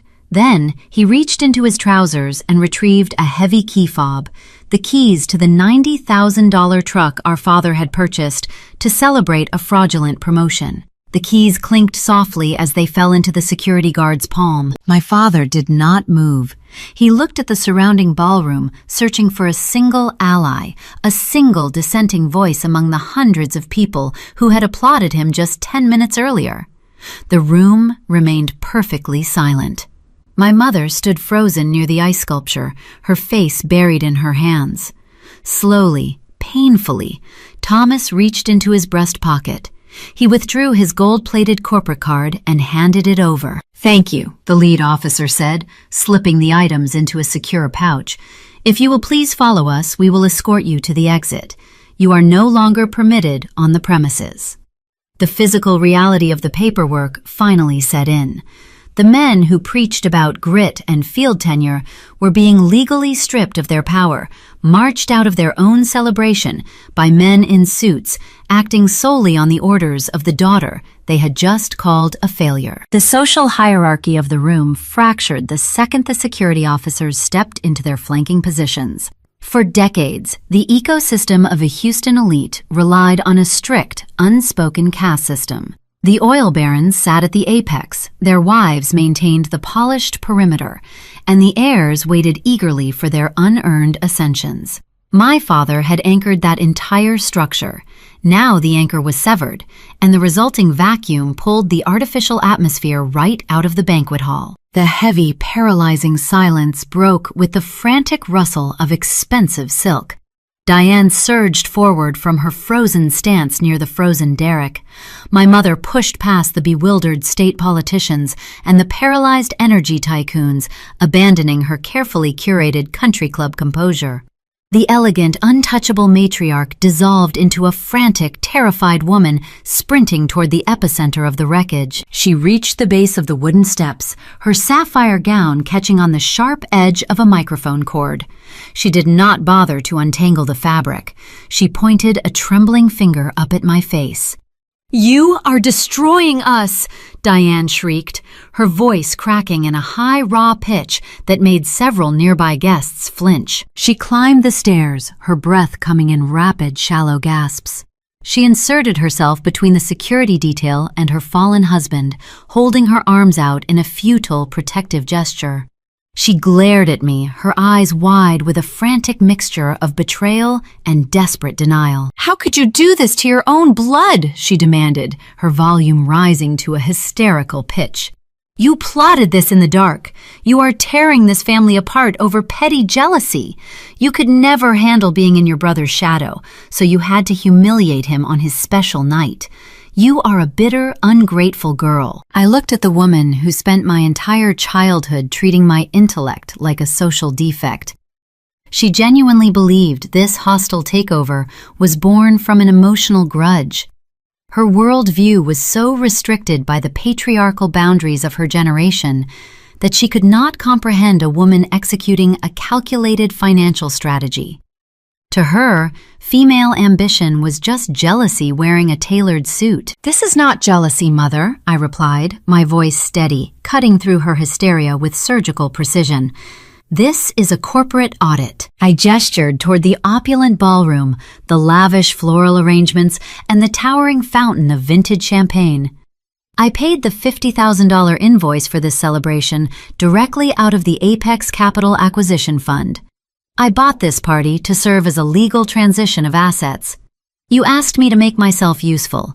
I am simply fulfilling your request. Diane blinked, the words striking her like physical blows. The realization dawned behind her panicked eyes. She remembered the lunch at the River Oaks Country Club. She remembered handing me the bills, demanding I fund my own exclusion. She understood in that devastating second that she had personally delivered the final coordinates for the strike. The air left her lungs and her protective stance withered. She lowered her arms, stepping back until her shoulders bumped against Thomas's chest, while my mother collapsed inward. The physical reality of the situation finally pierced Wyatt's thick shell of delusion. My brother stood near the edge of the podium, staring at the empty palm of his own hand. The heavy key fob to his custom vehicle was gone. The gold-plated corporate credit card was gone. The security officer had pocketed his identity, his leverage, and his primary source of income. Wyatt looked down at his custom boots, then up at the security team, his mind desperately trying to calculate a way out of a mathematical impossibility. The $90,000 truck he drove to the reception technically belonged to Apex Capital. The downtown penthouse he leased was secured by his now terminated vice presidency. The private loans he took out to fund his extravagant lifestyle were anchored by a salary that no longer existed. The velvet lapels of his bespoke tuxedo suddenly looked like a costume he had no right to wear. The arrogant predator vanished, replaced by a terrified, cornered boy. Wyatt stepped toward me, bypassing our parents entirely. The smug smirk he wore by the bar during cocktail hour was wiped clean, replaced by a pale, sweating mask of raw desperation. He held his hands out, palms up, abandoning all pride. "Bernice, please," Wyatt begged, his voice trembling, stripped of its typical condescending drawl. He looked around the room, realizing that the hundreds of peers watching him would never offer him a bridge loan now. He was marked as a toxic liability. "You cannot do this to me," he pleaded, taking another frantic step closer until the lead security officer stepped smoothly into his path, blocking his advance. "I have debts, private debts. The people I owe money to do not care about corporate restructuring. I need the salary. I cannot lose the vice presidency. What am I supposed to do?" I looked at my brother. For my entire life, I watched him coast on the unearned privilege of his gender and his surname. I watched him take credit for my late-night analytical models. I watched him throw away millions of dollars while I clipped coupons to pay off my early student loans. I watched him sneer at my ambition and dismiss my capabilities. I did not feel pity. I did not feel a sudden urge to rescue him. I felt a profound, crystal-clear sense of closure.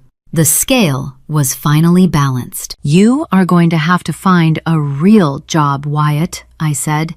The words hung in the chilled air, a direct echo of the insult our father hurled at me just minutes prior. The poetic justice of the sentence landed like a heavy stone. Wyatt's shoulders slumped, his chin dropped to his chest.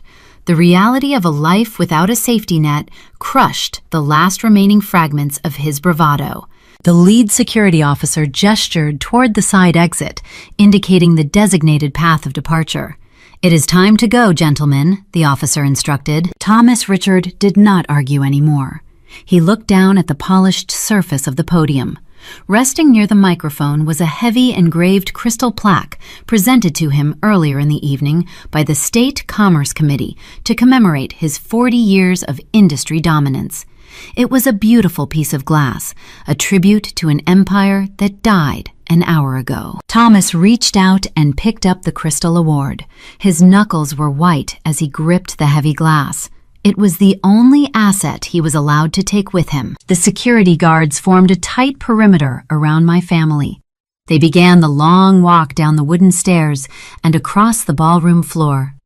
The crowd of wealthy guests parted silently, creating a wide corridor for the deposed regime. No one offered a handshake. No one called out words of encouragement. The room watched in stunned awe as a man who ruled Houston society for 4 decades was quietly marched out the side door, clutching a useless plaque, his legacy legally erased by his own daughter. As they moved past table 2, a single, deliberate movement caught the corner of my eye. Aunt Vivian remained seated in her chair. She did not join my mother in hysterical weeping.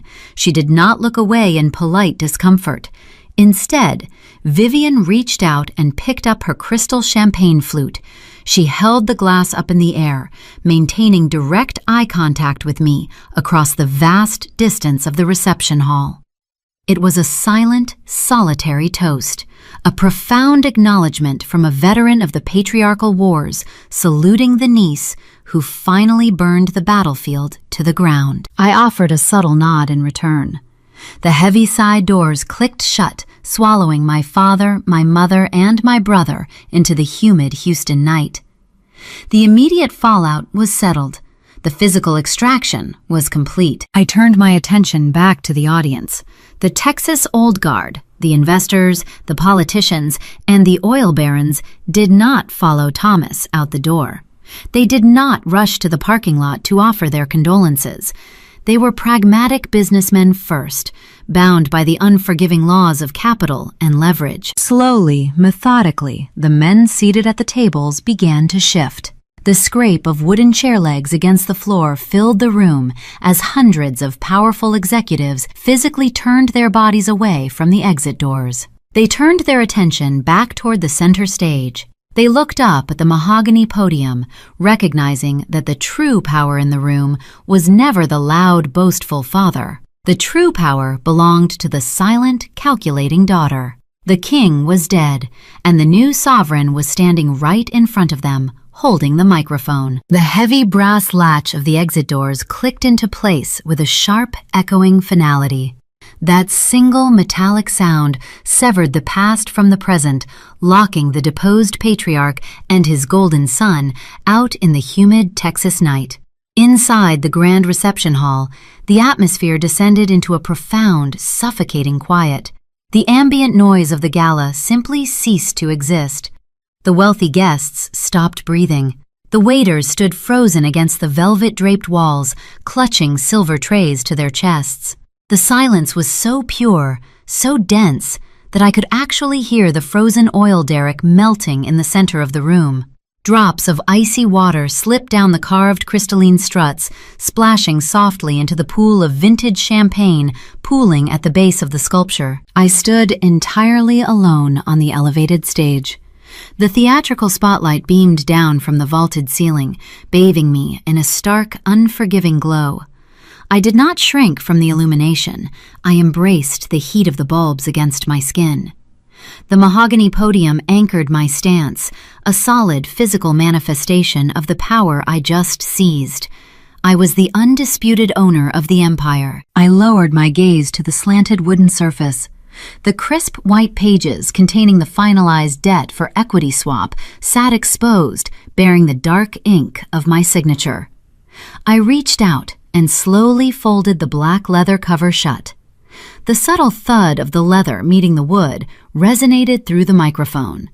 It was a definitive punctuation mark, closing the chapter on a toxic dynasty. I raised my chin and surveyed the expansive ballroom. 50 relatives and hundreds of industry titans stared back at me. 10 minutes ago, this exact crowd erupted into sycophantic laughter at my expense. They chuckled when my father branded me a useless daughter.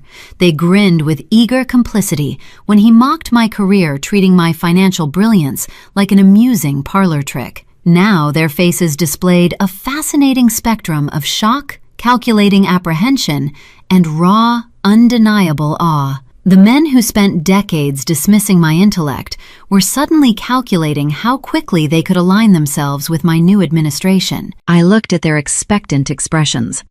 I did not scream at them. I did not point fingers, gloat, or demand groveling apologies for their previous amusement. Seeking validation from people who respect only leverage is a fool's errand. I held the leverage. Their stunned silence was the only apology I required. I possessed the deed to their livelihoods, and dramatic theatrics would only dilute the chilling efficiency of the execution. My father built a formidable operation in the dirt I began. My voice was steady, projecting a commanding resonance that easily filled the cavernous space without the need to shout. I spoke with the calm, measured cadence of a judge delivering an inescapable verdict. He dug into the bedrock. I continued acknowledging the history of the company. He weathered the early busts and booms of the Texas crude market. He created a legacy with his bare hands, relying on physical endurance to pull wealth from the ground. I paused, letting the acknowledgement of his early grit settle over the old guard. They needed to understand that I was not erasing history. I was correcting a fatal trajectory. I was honoring the foundation while tearing down the rotted framing. But an empire cannot survive on ego and patriarchal entitlement. I stated my tone, dropping a degree in temperature, slicing through the warm, floral-scented air of the ballroom. A corporate dynasty cannot sustain itself when executive decisions are driven by blind favoritism instead of hard data. You cannot drill through dry limestone just to protect a fragile pride. A legacy survives on strategic foresight, strict accountability, and the ability to read a spreadsheet. I shifted my gaze directly toward Table 1. The board of directors sat rigidly in their tailored evening wear. John Caldwell met my eyes, his jaw set in a tight, nervous line. These men enabled the rot. They approved the shadow loans and ignored the staggering operational deficits because challenging the patriarch felt too uncomfortable. They were complicit in the decay, prioritizing their cozy sinecures and exclusive country club memberships over their fiduciary duties. They knew I recognized their cowardice. Richard Drilling will be restructured starting Monday at 6 in the morning, I declared. The directive snapped across the room like a whip. I did not phrase it as a proposal. I delivered it as an impending reality. We are abandoning the outdated boys' club mentality I outlined, detailing the immediate future. We will trim the vanity projects immediately. The private corporate jets are permanently grounded. The luxury hunting lodges in South Texas will be listed for commercial sale by noon on Tuesday. The exploratory rigs in the barren western sectors are officially shut down, and the equipment will be liquidated to satisfy outstanding vendor invoices. The executives at the surrounding tables absorbed the rapid-fire policy changes. Some swallowed hard, their throats bobbing above their silk bow ties. Others offered imperceptible nods of agreement. They recognized the brutal necessity of the cuts. They knew the balance sheets were bleeding out, and despite their archaic prejudices, they secretly craved the stability my forensic approach guaranteed. We are going to liquidate the bloated assets and streamline our entire supply chain. I continued locking eyes with the chief operations officer, seated 3 tables away. We will run this entity like a modern financial institution, prioritizing sustainable profit margins over unchecked masculine hubris. Every department head will submit a comprehensive, zero-based budget review by the end of the week. Inefficiency is no longer a protected class in this organization. I let the sheer scope of the impending transition wash over the crowd. The comfortable, sprawling days of unchecked expense accounts and nepotistic promotions were dead. The new reality was cold, precise, and entirely meritocratic. I was replacing their whiskey-soaked handshakes with encrypted data audits. The days of securing a drilling contract based on a shared hunting trip were over. Performance was the only metric that would secure their employment going forward. I grasped the edges of the podium, leaning forward just a fraction to deliver the final ultimatum. I scanned the faces of the wealthy investors, the skeptical politicians, and the entrenched regional managers. I knew exactly what they were thinking. The Texas old guard despised change, and they harbored a deeply ingrained aversion to answering to a female executive. They spent their entire lives operating within a system designed to elevate men of mediocre talent, while suppressing women of extraordinary capability. Anyone who objects to having a woman in the chief executive officer chair is welcome to leave their formal resignation with the security team at the front desk tonight, I stated. I stepped back from the microphone. I stood perfectly still, offering them the floor. I gave them the opportunity to walk out, to protest my ascension, to stand in solidarity with the deposed king who had just marched into the humid night. I invited them to reject my authority and fall on their swords for the sake of their traditionalist pride. I waited. The seconds ticked by, stretching into a profound, heavy eternity.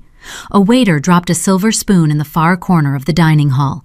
The metallic clink rang out sharply, amplifying the paralyzing stillness gripping the crowd. The ice sculpture dripped again. No one moved. Not a single executive pushed their chair back. Not a single board member reached for their coat. John Caldwell reached for his water glass, took a slow sip, and folded his hands neatly on the white tablecloth, signaling his quiet, definitive submission. The politicians adjusted their ties, already recalibrating their alliances to favor the new sovereign. The wives of the tycoons watched me with a mix of quiet envy and newfound reverence, witnessing a glass ceiling shatter with the force of a wrecking ball. No one spoke. The rebellion was non-existent. The Houston elite surrendered without firing a single shot, bound by their unyielding worship of capital. They bowed to the math, and I owned the ledger. I stepped back from the cold steel microphone. The subtle movement broke the spell holding the room captive, yet the silence remained unbroken. No one dared to clap. No one dared to cough. The theatrical spotlight above the mahogany podium felt less like an interrogation lamp and more like a crown. I did not linger to bask in the glow. My father required constant adulation to sustain his fragile ego, demanding applause to validate his existence. I required no such validation. The signed federal filings resting inside my black leather folio provided all the security I would ever need. I reached out, picked up the folio, and tucked it securely beneath my arm. I turned away from the empty center stage. The wooden floorboards creaked softly beneath my heels as I walked toward the edge of the platform. I descended the 3 steps, my posture impeccably straight, my gaze fixed dead ahead. I was leaving the theatrical performance behind and re-entering the physical reality of the ballroom. The crowd of industry titans, politicians, and wealthy investors parted before me. It was not a frantic scramble, but a synchronized, fluid retreat. Men who spent decades treating my intellect like a temporary inconvenience now shuffled backward, pressing their tailored tuxedos against the edges of the banquet tables to ensure my path remained unobstructed. I walked down the wide center aisle. The plush crimson carpet muffled my footsteps, leaving only the rustle of expensive silk from the surrounding gowns. I looked at the faces of the old guard Texas barons. Just hours ago, they viewed me through a lens of patronizing dismissal. I was the spinster daughter, the administrative afterthought, the punchline to a cruel joke delivered by their reigning king.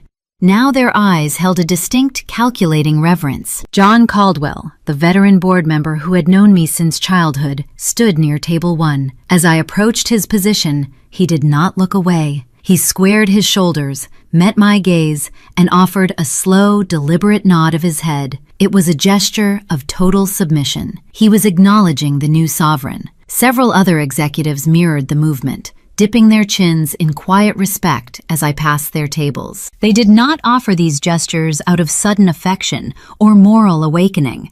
They offered them out of survival. The ending of this night grounded itself in the cold, unforgiving reality of modern American society. In fiercely traditional spaces, respect is rarely given freely to women. It is never handed down as an inheritance. It cannot be earned by playing the dutiful daughter by smiling at country club luncheons, or by waiting for a patriarchal system to suddenly recognize female competence. Respect in this world must be legally and financially taken. You have to buy the ground they stand on, seize the collateral they depend on, and force them to read the balance sheet. I moved past the towering ice sculpture of the drilling rig. The frozen structure was weeping steadily now, small rivulets of water cascading down the carved scaffolding and diluting the pool of vintage champagne at the base. My mother was no longer standing beside it. Diane had likely fled through the catering corridors, unable to face the society wives who had witnessed her public unraveling. I felt a fleeting pang of pity for her, a woman who had staked her entire identity on a man who ultimately gambled her security away. But I did not seek her out. I did not need her validation anymore.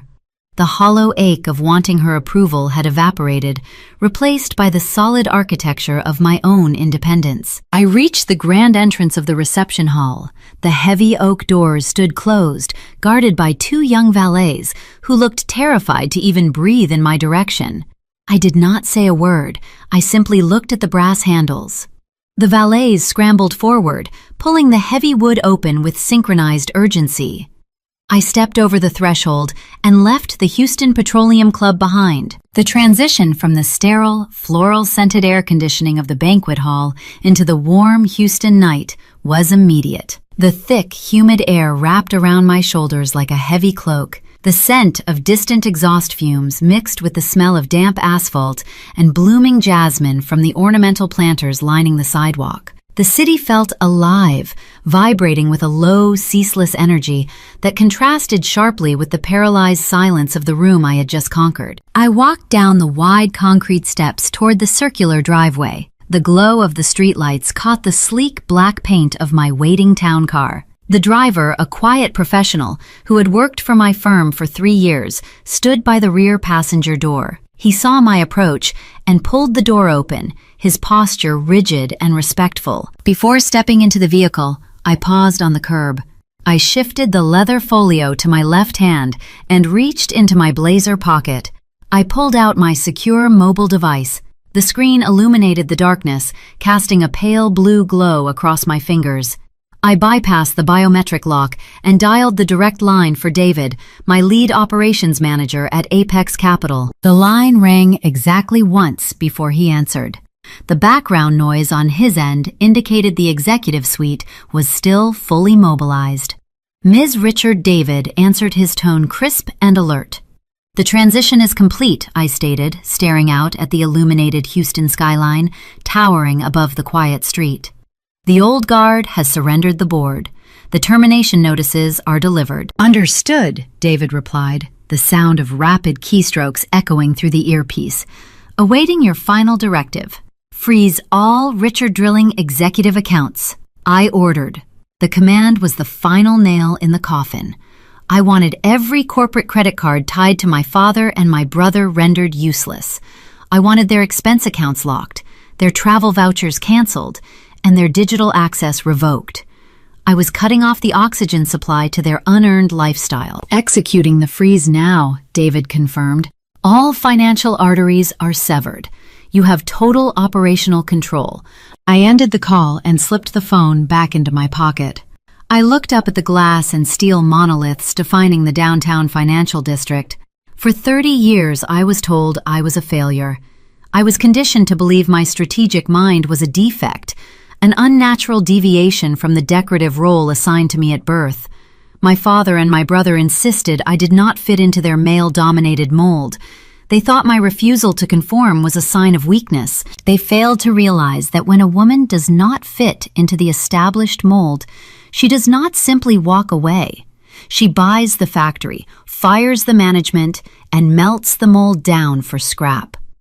I did not just fit into the energy industry. I owned it. I slid into the plush leather seat of the town car. The interior was perfectly chilled, smelling faintly of rich leather and quiet luxury. The driver shut the door, sealing me inside a soundproof sanctuary. He climbed into the front seat and put the vehicle into gear. The car glided away from the curb, merging seamlessly into the late-night traffic. I rested my head against the cool glass of the window, watching the city lights blur into streaks of gold and crimson. The story of the Richard dynasty did not end with a messy family screaming match, a dramatic courtroom brawl, or a tearful reconciliation. It ended with the silent execution of a flawless financial strategy. I closed my eyes, letting the subtle vibration of the engine soothe my tired muscles. The Texas energy sector was infamous for its brutal battles, but tonight, the most significant war was one without spilling a single drop of blood. The old guard was broken, replaced by a new era of accountability and precision. Tomorrow morning, the sun would rise over a restructured empire, and the men who once laughed at my existence would arrive at their offices, waiting for my instructions. I felt a deep, resonant satisfaction settle over my soul. The decades of being overlooked, undermined, and underestimated faded into irrelevant history. The quiet, cold hum of the city surrounded me, vibrating through the chassis of the car. It was the sound of a sprawling, relentless metropolis that now answered directly to me. We watched the empires of men crumble, not under the weight of invading armies, but through the quiet, methodical ticking of ledgers and the profound fracturing of familial trust. The story of Bernice Richard and the spectacular collapse of her father's energy dynasty is far more than a satisfying corporate thriller.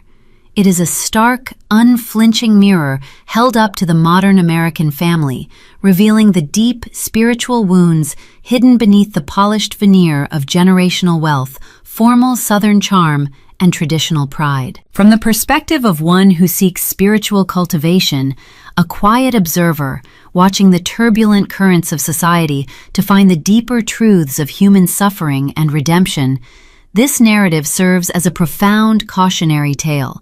It asks us to examine what we are truly building when we raise our children, and what we lose when we let our unexamined egos sit at the head of the dinner table. To the parents navigating the complexities of modern American culture, the Richard family serves as a tragic blueprint of what happens when emotional awareness is sacrificed for societal expectation.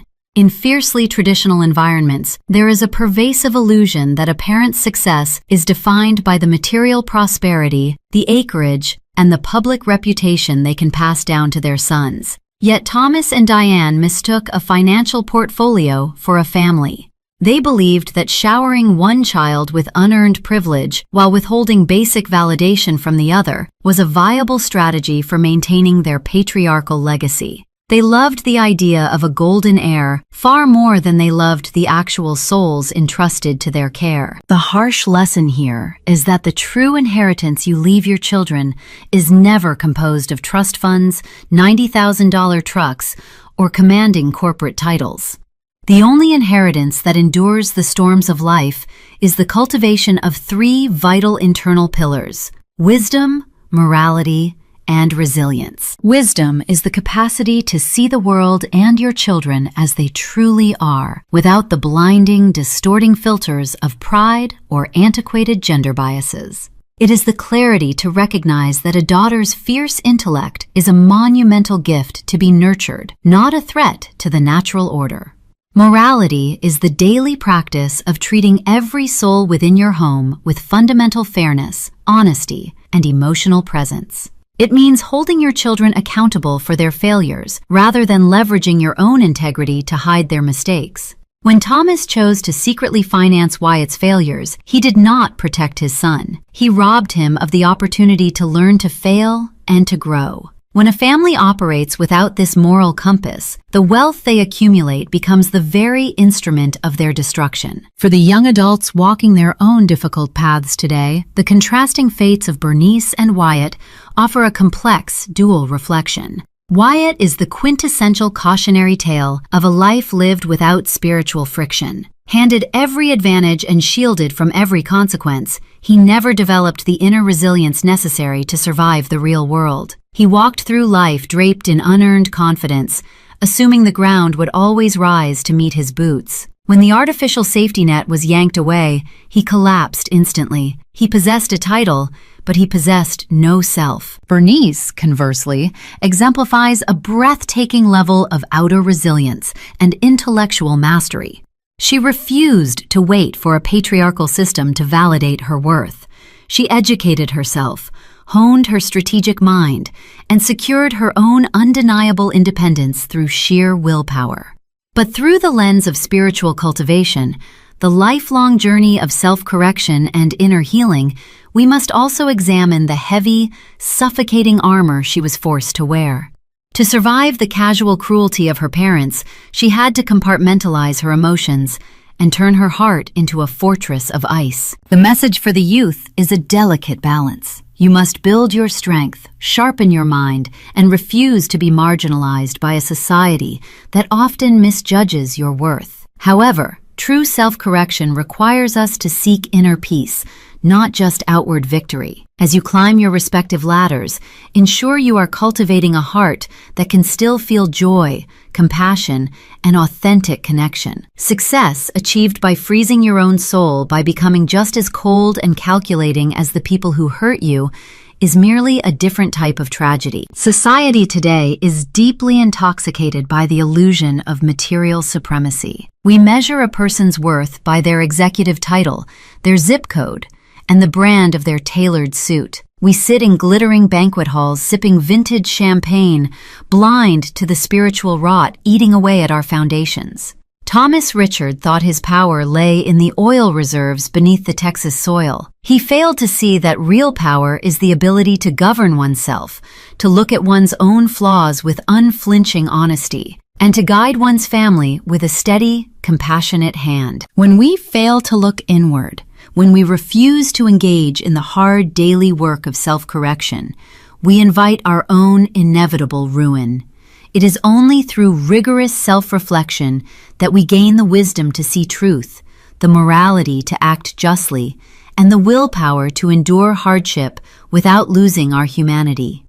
A life dedicated to polishing an outward image while the inner spirit decays is a life building a beautifully decorated tomb. If this reflection stirs something within you, if you have ever sat at a family dinner table feeling unseen, or if you have watched a legacy crumble under the sheer weight of its own unexamined pride, I invite you to join our growing community. Hit subscribe and follow Morning Revenge. We share stories that strip away the superficial illusions of society to explore the raw, profound truths of human nature.